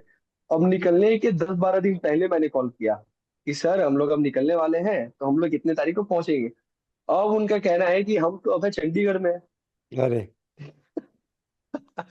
तो मैं बोला कि सर आप क्या किए, मैं आपको तो 4 महीने पहले से बोल रहा हूँ कि आप मत जाइएगा। लेकिन हाँ, thank you so much uncle को, कि अंकल विश्वास करिए 2 दिन पहले मेरे पहुंचने से वो फ्लाइट से स्पेशली मेरे लिए वो पालनपुर आए। जस्ट जस्ट उन्होंने कमिटमेंट दे दिया था। वो और मैम दोनों आते हैं पालमपुर। फिर हम वहां गए, उनके घर के बगल में ही कैप्टन सौरभ कालिया सर का घर था, मेजर सुधीर वालिया सर का घर था, सबके घर को हमने कवर किया।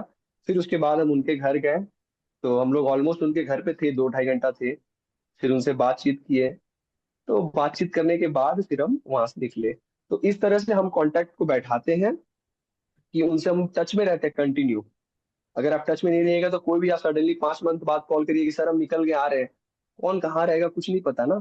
तो आपको टच में रहना पड़ेगा कंटिन्यू। और कॉन्टेक्ट्स की प्रॉब्लम मैं भी सोचता था कि कैसे होगा कैसे होगा, लेकिन आप जब कुछ घर आप विजिट कर लो, आपको खुद ही बहुत सारे लिंक्स आपको मिल जाएंगे। एक नहीं काम होगा, दूसरा तीसरा ऐसे ऐसे होता है। फिर हमारे घर के बगल में ईस्टर्न कमांड है। हमारा ईस्टर्न कमांड हेडक्वार्टर है हमारे घर के ठीक मतलब 15-20 मिनट की दूरी पे। तो ईस्टर्न कमांड हेडक्वार्टर भी हम गए हुए थे। तो वहां से भी हम लोगों ने कॉन्टेक्ट कुछ लिए हैं। तो 1971 वॉर के जो वेटरन हैं, तो उनसे भी हम लोग अभी बात कर रहे हैं, उनसे भी पॉडकास्ट ले रहे हैं। उनकी जो स्टोरी है, उनकी जो जर्नी है, स्ट्रगल है, उनको भी हम लोगों के सामने रखेंगे ताकि यूथ देखिए। मैं बस चाह रहा हूँ यूथ को किसी भी एंगल से अपने सेना के साथ जोड़ने के लिए। क्योंकि मुझे ये पता है जिस दिन यूथ का आंख खुल गया ना अमित जी, वो सरकार को मजबूर कर देगा कि आप ये काम करिए, मतलब करिए। और यूथ से बड़ा पावर कोई नहीं है। कोई नहीं। आप देखे होंगे जिस दिन जब अग्निवीर जब अनाउंस किया गया था, यूथ का क्या विकराल रूप था उस समय लोग देखें। तो ये चीज है, यूथ को बस चाहते हैं इंस्पायर करना। और इसी तरह हम कांटेक्ट बनाते हैं परिवारों के साथ और टच में रहते हैं। ऐसा नहीं होता है कि हम इंटरव्यू लेके आ गए फिर भूल गए उन्हें। ये भी नहीं हो, ये भी गलत चीज है। अगर आप इंटरव्यू लेके आ जाते हैं तो आपको प्रॉपर, ये आपकी भी रिस्पॉन्सिबिलिटी है कि वो आपका एक फैमिली है। आपको हफ्ते भर में, 10 दिन, 20 दिन, महीने भर में, 2 महीने में एटलीस्ट एक बार फोन करके आपको बात करना पड़ेगा कि अंकल आप कैसे हैं, आंटी जी आप कैसी हैं, कोई प्रॉब्लम हम कुछ मदद कर सकते हैं आपकी।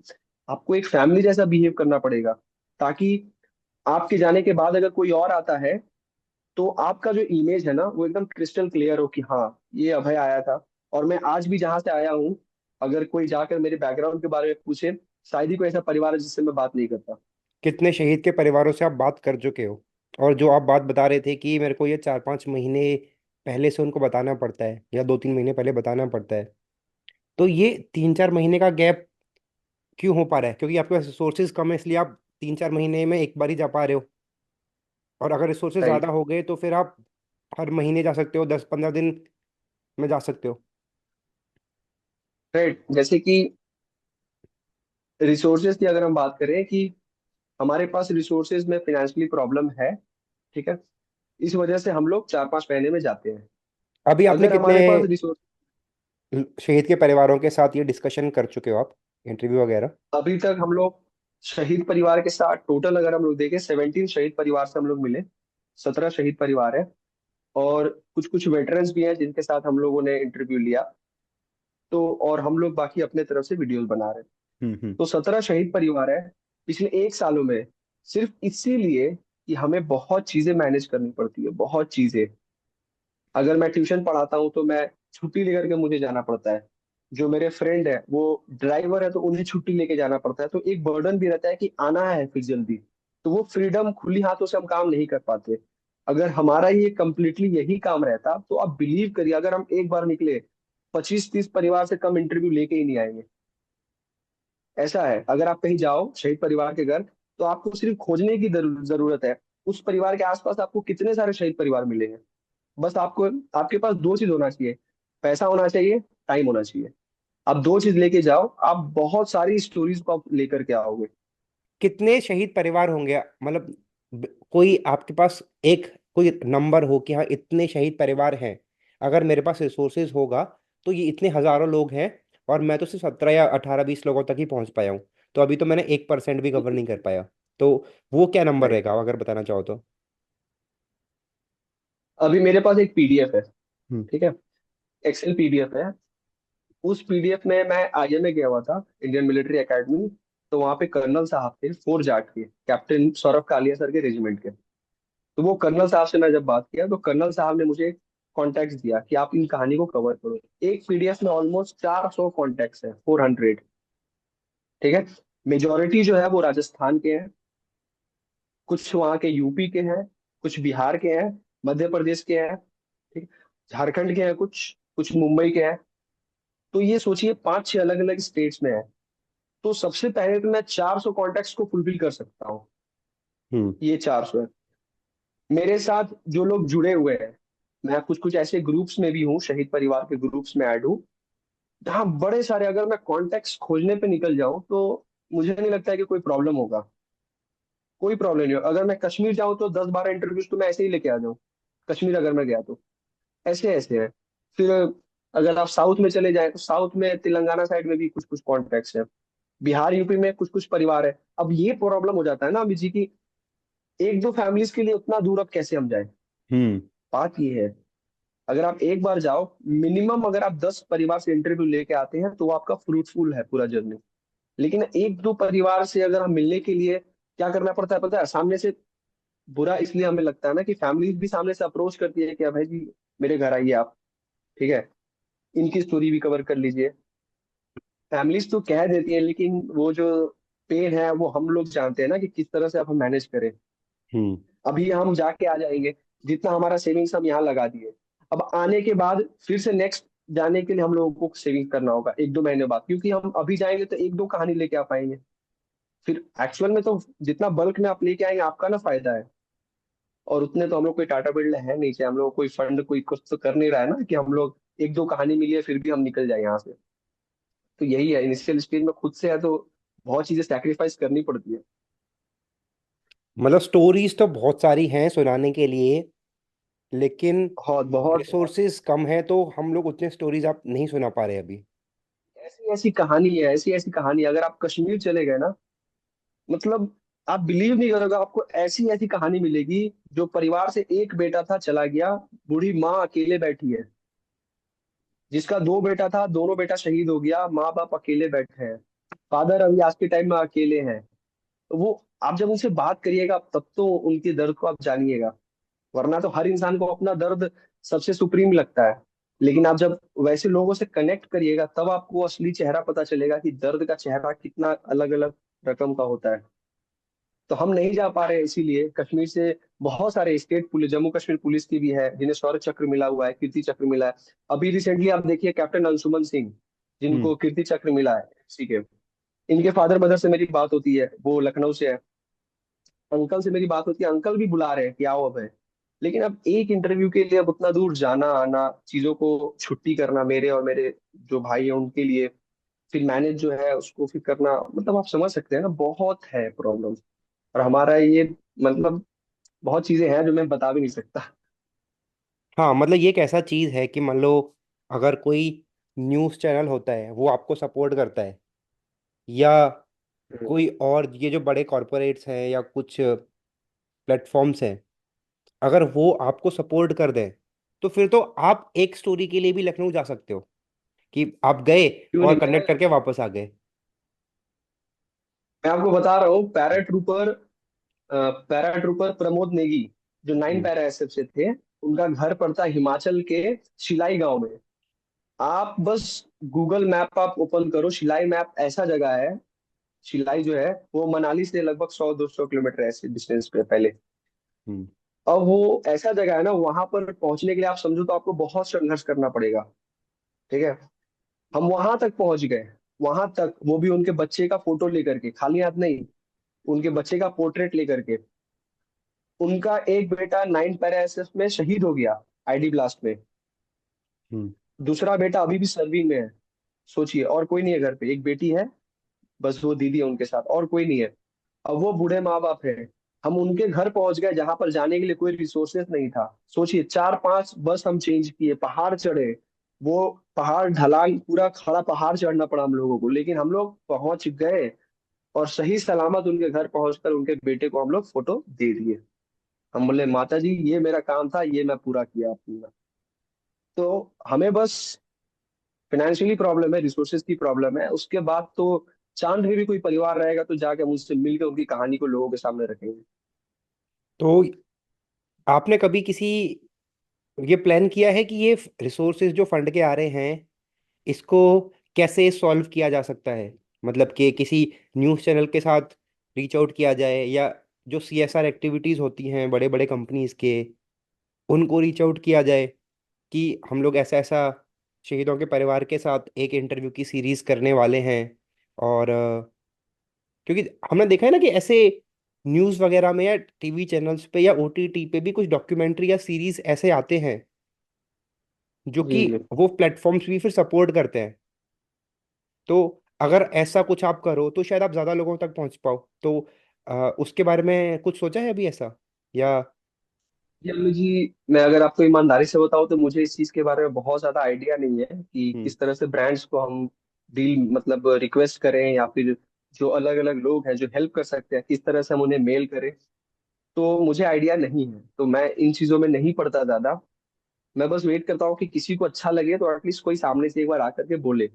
मैं बस ये चाहता हूँ। मैं ये चाहता हूँ कि मेरा ये जो काम है उसमें कोई ऐसा हेल्प करे मुझे, ताकि मुझे दोबारा सोचना ना पड़े कि हाँ, जब मुझे खबर आए कि हाँ ये एक परिवार है, चलते हैं, अगले 10 दिन के अंदर उनकी कहानी लोगों के सामने। और मजा तो तभी आता है ना जब आपके पास ये सब चीजें फ्रीडम हो, एकदम आपके पास खुला हुआ रहे कि हाँ जब एक परिवार आपको कान में खबर आ गया तो आप निकल जाओ, कहानी ले आके रख दो। अब हम तो उतने बड़े बड़े हम लोग हैं नहीं ना, पॉडकास्टर है नहीं ना कोई आ रहे हैं यहाँ पर, बस इसी तरह किए जा रहा है। लेकिन आइडिया नहीं है मुझे कि कैसे ब्रांड डील कोलैब करें, कैसे हम लोगों से कांटेक्ट करें। बट हाँ, धीरे धीरे प्लानिंग कर रहे हैं, जैसे जैसे समय जा रहा है लोगों से जुड़ रहे हैं, कोई आ जाए। हाँ, क्योंकि आई एम श्योर ना कि जो आप काम कर रहे हो, बहुत से लोग ऐसे हैं जिनके पास रिसोर्सेज तो हैं, और वो मे बी शायद अभी आप तक नहीं पहुंचे, लेकिन हम्म, मैं भी ट्राई करूंगा अपने लेवल पे। और अगर वो एक बार आप तक पहुंच जाए तो आपके स्टोरीज एक तो बहुत ज्यादा आने लग जाएंगे। और यही जो आप करना चाह रहे हो ना, ये थोड़ा सा जितना फास्ट रहेगा उतना चेंज जल्दी आएगा। क्योंकि देखो, चेंजेस तो आप राइट। अभी भी ले आओगे, लेकिन अभी हो सकता है आपको वही चीज करने में वक्त ज्यादा लगे। लेकिन वही रिसोर्सेस हमारे पास आ गए तो जैसे आपने बोला ना कि मेरे को सोचना ना पड़े, अभी मैं चला जाऊंगा 10 दिन में आके उनका स्टोरी मैं कवर कर दूं। तो मान लो अगर राइट। कोई पर्सन अभी हमको सुन रहा है और वो आपको रीच आउट करना चाहता है, तो वो आपको कैसे रीच आउट कर सकता है? सेक्रीफाइस फॉर इंडिया इस नाम से आप अपना चैनल चला रहे हो, राइट। और वैसे ही आपको तो कांटेक्ट जैसे करना है तो यूट्यूब पर आपका हमारा, फोन नंबर, ईमेल आईडी, या किस तरीके से, या इंस्टाग्राम पे वो आपको रीच आउट करे, क्या कन्वीनियंट मोड रहेगा? जैसे कि हमारा तो यूट्यूब पर चैनल है, चैनल का नाम है सैक्रिफाइस फॉर इंडिया। और हमारा इंस्टाग्राम पर चैनल है, उस चैनल का नाम है ऑफिशियल सैक्रिफाइस फॉर इंडिया। हम्म। इसके अलावा जो हमसे जुड़ना चाहते हैं, जो किसी भी तरह की सपोर्ट करना चाहते हैं, वो हमें इंस्टाग्राम पर आप आराम से आके आप डीएम करिए, या फिर आप ट्विटर पे भी हमें कर सकते हैं। शहीद 1947 हम उसमें हैंडल है हमारा, तो लोग वहां भी जुड़ सकते हैं। या फिर कॉन्टैक्ट नंबर भी गिवन है, कॉन्टैक्ट नंबर भी है, मेल भी है। किसी भी तरीके से अगर लोग जुड़ना चाहते हैं तो आप जुड़े। बस मैं यही कहना चाहूंगा कि अगर आप जुड़ते हैं, जो चीज हम प्लानिंग कर रहे हैं अगले 2-3 सालों में करने के लिए, वो हम चुटकी बजा के हम 1 साल के अंदर वो चीज को हम करके दिखलाएंगे। क्योंकि आज के टाइम में लोग सुनने के लिए बैठे हैं, ऐसा नहीं है कि लोग शहीद की कहानी नहीं सुनना चाहते हैं, सुनने के लिए बैठे हैं। मेन ऐसा है ना कि सप्लायर नहीं है, बहुत ज्यादा डिमांड बहुत है, बट सप्लायर नहीं है यहाँ पर। और हम लोग सप्लायर हैं, तो सप्लायर के पास इन्वेस्टमेंट नहीं है, तो जिस वजह से इस चीजों में एक बहुत बड़ा ब्रीज गैप आ जा रहा है। बस यही है, लोग अगर सपोर्ट करें तब तो फिर कुछ सोचना ही नहीं है। क्योंकि आप नहीं जा सकते अगर कश्मीर, मैं बस एक नॉर्मल सी बात कह रहा हूँ कि अगर आप नहीं कश्मीर जा सकते, उस परिवार के दर्द को आप नहीं सुन सकते, आप हमें सपोर्ट करिए। हम जा करके आपके लिए वो कहानी लेकर के आएंगे। राइट। एक कहानी नहीं, अगर हम एक बार जाएंगे तो हम 10 कहानी लेकर के आपके पास आएंगे। और गारंटी देता हूँ, जो हम कंटेंट दे रहे हैं आपको, हम जो चीज कहानी वीर गाथा आपके सामने रख रहे हैं, आपको फिर कहीं नहीं मिलेगा। हम तो ऐसी ऐसी कहानी को लाते हैं अपने सामने जो आज तक कभी टेलीविजन पे आई भी नहीं है। ठीक है, बड़े बड़े मान लीजिए ऑफिसर हैं, चाहे बहुत सारे ऐसे लोग हैं जो आते हैं पॉडकास्ट पर, अपनी बातें बताते हैं, अपने जवानों के बारे में बताते हैं। लेकिन बहुत सारे ऐसे लोग हैं जो समझ लीजिए नायक, लांस नायक, हवलदार, जेसीओ, इन लोगों की कहानी जो है ना छुप जाती है अमित जी। इन लोगों ने भी बहुत बड़े बड़े तीसमार खाना ऑपरेशन किए हैं, लेकिन इन लोगों की जो कहानी है, इनका जो सैक्रिफाइस है, ये सब चीज छिप जाता है। तो हम उन चीजों को बाहर लाएंगे, बस हमें सपोर्ट चाहिए। सपोर्ट मिल जाने के बाद तो फिर भगवान ही जाने क्या हम लोग कर देंगे। नहीं, ये बिल्कुल सही बात है आपने कही कि कुछ पॉडकास्ट जो आजकल आ रहे हैं उसमें भी डिफेंस फोर्सेस से जब लोग आते हैं तो पब्लिक सुनना चाह रही है उनको। और अगर हम्म, शहीदों के बारे में भी जब न्यूज़ आती है तो लोग सुनते हैं उसको। और अगर हमको ये स्टोरीज शहीदों के परिवार की सुनने को मिलेंगी तो एक तो ये हमारे इंस्पिरेशन का काम करेगी, और दूसरा हमको एक रियलिटी भी पता चलेगी कि अभी जो इंडिया राइट। पाकिस्तान के मैच को हम लोग सपोर्ट कर रहे हैं या वहां पे ब्लैक में टिकट लेके परचेज कर रहे हैं, वो इसीलिए परचेज कर हम्म, रहे हैं कि बहुत सारे लोग ऐसे हैं जिनकी फैमिली से कोई शहीद नहीं हुआ। तो शहीद का जो दर्द होता है वो उन्होंने कभी महसूस किया ही नहीं है। तो ये स्टोरीज वो शहादत का दर्द उनको भी महसूस करेगी, और वो भी फिर उसको एज अपने परिवार के मेंबर की तरह जब मानेंगे, तभी वो आगे जाके सरकार के ऊपर वो प्रेशर या वो बिल्डअप क्रिएट कर पाएंगे जो हमको जरूरत है करने का। Right right right. आज के टाइम में सबसे बड़ा देखिए फेलियर अगर मैं मानता हूँ अमित जी, तो कहीं ना कहीं हमारी सोशल मीडिया का, न्यूज का है। जो हम कहते हैं ना हमारे लोकतंत्र का चौथा स्तंभ, ये स्तंभ नहीं है। ये चीजों को ना खोखला कर रही है। अगर शूटिंग के दौरान अगर किसी सेलिब्रिटी के नाक में अगर चोट लग जाए ना, दिन भर वो चीज चलेगा। दिन भर चलेगा वो, कि फलाना नाम के हीरो ने शूटिंग के दौरान ऐसे हो गया, दिन भर चलेगा। लेकिन कोई शहीद हो जाए, मजाल है इनका जो चला दे 2 घंटा इनके बारे में। चलाएंगे ही नहीं। जब ये नहीं चलाएंगे तो लोगों को पता कैसे चल रहा है? पता ही नहीं चलेगा। जो न्यूज देख रहे हैं आज के टाइम में, जो एजेड लोग हैं थोड़ा, यूथ बहुत कम न्यूज देखता है टीवी के सामने बैठ के। वो हम्म। सोशल मीडिया पे ही जो देखते हैं देखते हैं। लेकिन जो सीनियर सिटीजन बैठे हैं, वो जो फोन नहीं चला रहे, जो फोन नहीं चलाना जानते अभी तक, जैसे हमारे पेरेंट्स फोन नहीं चलाना जानते, तो वो लोग जो देख रहे हैं टीवी पर, अब उनको क्या दिखलाया जा रहा है? कोई हिंदू का एक बुला लिया पंडित, कोई एक मौलाना बुला लिया, कोई किसी और, कोई किसी और को। अब ये लोगों को आपस में लड़ा रहा है स्टूडियो में बैठा के। माइंड भी तो लोगों का इस तरीके से बन रहा है ना, हिंदू मुस्लिम हिंदू मुस्लिम। अगर आप जाके देखिए बॉर्डर पर, कोई नहीं किसी से जात पात पूछता। आप हिंदुओं की, मुस्लिमों की, जाट गुजर बनिया दलित, कोई नहीं पूछता है। एक गोली आएगा, सब उसको मतलब अपने भाई की तरह प्रोटेक्ट करता है सब।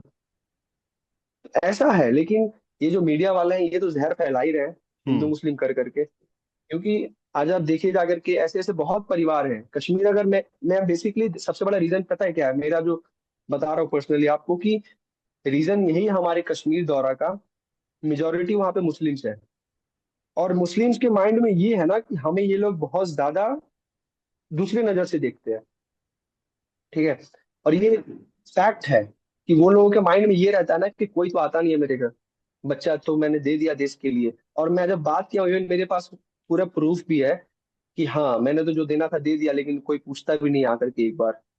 कोई मेरे लिए खड़ा नहीं है, सरकार यहाँ पे ऐसे नहीं कर रहा है। तो उनका जो दर्द है ना, वो चीजें लोगों के सामने आनी जरूरी है। और कहीं ना कहीं वो बहुत अपने आप को अलग समझ रहे हैं। लेकिन हमें एहसास दिलाना है कि आप अलग नहीं हो, आप हमारे जैसे ही हो, हमारे हम्म। हमारे ही हो आप। तो इसीलिए मेरे लिए मैं चाहता हूँ कि मैं कश्मीर जाऊं, और जो वहाँ पे स्टोरीज है, मैक्सिमम वहाँ मुस्लिम फैमिलीज है। मैं लेकिन सबको इंटरव्यू लेके मैं लोगों को दिखाना चाहता हूँ कि जो हम लोग देखते हैं न्यूज के अंदर, वो वैसा नहीं है हमारा मुस्लिम हिंदू। अगर हिंदू शहीद हो रहा है ना, तो मुस्लिम भी हो रहा है शहीद। ठीक है। हालांकि उनका पॉपुलेशन जैसे है उसके हिसाब से वो ज्यादा जा रहे हैं कम जा रहे हैं, वो बात की बात है, लेकिन वो भी जा रहे हैं। एक एक घर से दो दो तीन तीन बच्चा जा रहा है उनका भी। हम्म। तो माँ होती है, चाहे हिंदू हो, चाहे मुस्लिम हो, चाहे क्रिश्चियन जैन सिख कोई भी हो। तो वो भी माँ वो दर्द को फील कर रही है। तो ये हमारे लिए एक सही बात नहीं है कि हम भी सिर्फ हिंदुइज्म को दिखलाएं, हिंदू जो है उनको दिखलाएं। भाई मुस्लिम भी होता है, उनका भी माँ बाप का दर्द होता है। जो सिख है, पारसी, जैन, बुद्ध, सबका फैमिली का दर्द है। तो बस हम नहीं जा पा रहे, नहीं दिखा पा रहे हैं। इसी प्रॉब्लम से हम रुक जा रहे हैं। अदरवाइज मेरा बस चले तो मैं कल निकल के जाऊं, सभी कहानी को मैं शूट वहां से कवर करके लाऊं, और इस तरीके से लोगों के सामने रखूं ना, जो कहते हैं कि मुस्लिम को लेके एड़ी वेड़ी बात करते हैं, सबको पता चले कि हाँ कि क्या है ये कौम। तो हम्म। अबे भाई, it was a very good discussion with you. आपने बहुत सारे पॉइंट्स मुझे ऐसे बताए, मेरे लिए तो बहुत ज़्यादा इंसाइटफुल था, और जो भी इसको देखेगा उसके लिए भी ये बहुत ज़्यादा इंसाइटफुल पॉडकास्ट रहने वाला है। और मेरी कोशिश तो ये भी रहेगी कि इस पॉडकास्ट को देख के जिन लोगों के पास रिसोर्सेज हैं वो भी आपको रीच आउट करें, और जो आप काम कर रहे हो उसको आप और थोड़ा सा बड़े लेवल पर और थोड़ा सा जल्दी कर पाओ। क्योंकि जो भी चेंजेस हैं वो लोग हम अपने लाइफ टाइम में ही अगर देख पाए तो that will be an hmm. Achievement for us also. Otherwise ये राइट राइट। चीज़ें तो होंगी, लेकिन जितना लेट होंगी, और मान लो अगर उसको देखने के लिए हम ही नहीं रहे, या बहुत सारे राइट हाँ। फैमिलीज ऐसे हैं जो कारगिल में जिनके बच्चे शहीद हुए थे, तो वो ऑलरेडी उनकी एज इस टाइम इतनी ज़्यादा हो चुकी होगी कि शायद अगर हम लोग 2-3 साल बाद उनके पास पहुंचे तो शायद वो फैमिलीज भी ना रहे। ना राइट। तो I wish you all the best. आप क्या लास्ट मैसेज देना चाहोगे जो भी लोग इस पॉडकास्ट को देख रहे हैं? अमीर जी, मैं यही कहूंगा जो भी ऑडियंस ये वीडियो देख रहे हैं, कि कहीं ना कहीं इंडिविजुअली हम लोगों की ये रिस्पॉन्सिबिलिटी है कि हम देश के लिए कुछ करें। कोई आपसे कुछ कहने नहीं आ रहा है कि आप करना ही होगा आपको, लेकिन आपकी ये रिस्पॉन्सिबिलिटी है कि जिस देश ने आपको इतना कुछ दिया, आप उस देश के लिए कुछ करें। मैं आपसे ये रिक्वेस्ट भी करूंगा कि आप जो कंटेंट कंज्यूम कर रहे हैं, आप प्लीज उस चीजों को ध्यान दें कि वो ऑर्गेनिक है या कैसा है। क्योंकि आप ध्यान रखें, जो चीज आप परिवार के साथ नहीं देख सकते, वो चीज सही नहीं है। ये फैक्ट है कि आप जब परिवार के साथ देख रहे हो तो वो चीज ऑर्गेनिक है, हेल्दी है। लेकिन आप अकेले में अगर आप देख रहे हो तो वो चीजें सही नहीं है। तो आप ऐसे ऐसे कंटेंट्स को कंज्यूम करें जो लोग देश के लिए कुछ काम कर रहे हैं। जैसे अमित जी, आप भी बहुत अच्छी अच्छी कहानियों को सामने ला रहे हैं। तो जो ऐसी कहानियों को कवर कर रहे हैं, आप इनको सपोर्ट करिए। क्योंकि इन आपके सपोर्ट करने से हमें मोटिवेशंस मिलता है, हमें काम करने की एनर्जी और भी ज्यादा मिलती है। लेकिन आप कुछ क्रिंज कंटेंट को अगर आप सपोर्ट करते हैं, उन्हें उन कंटेंट क्रिएटर को आप भगवान जैसा ट्रीट करते हैं, तो ये जो अच्छा काम कर रहे हैं ना, ये भी एक टाइम पे सोचेंगे कि यार जब वही करने पे फायदा है तो मैं ये क्यों करूं। तो ये लोग भी ये काम छोड़ के ज्यादातर वहां चले जाते हैं। तो आप लोगों को ये हाथ में फैसला है कि आप लोग किस तरह ट्रीट करें, किस कंटेंट क्रिएटर को किस तरह। बाकी मैं आपसे रिक्वेस्ट ये भी करूंगा कि आपकी रिस्पॉन्सिबिलिटी है, हमारे जो शहीद परिवार है, इनके लिए अगर आप कुछ नहीं कर सकते तो एटलीस्ट आप एक ट्वीट करें। अगर आपको ये कहीं दिखते दिखते भी हैं, तो आप उनको उस लेवल का रिस्पेक्ट दें, क्योंकि वो सिर्फ और सिर्फ आपसे रिस्पेक्ट चाहते हो और कुछ नहीं। थैंक यू अभय भाई, बहुत अच्छे से आपने एक्सप्लेन करा, and I wish you all the best. जो काम आप कर रहे हो उसको आप कंटिन्यू करते रहना, मतलब भले ही जो भी चैलेंजेस आपको आए। राइट, एकदम पक्का पक्का Amit ji, thank you so much for your time, thank you so thank you, much. Thank you भाई।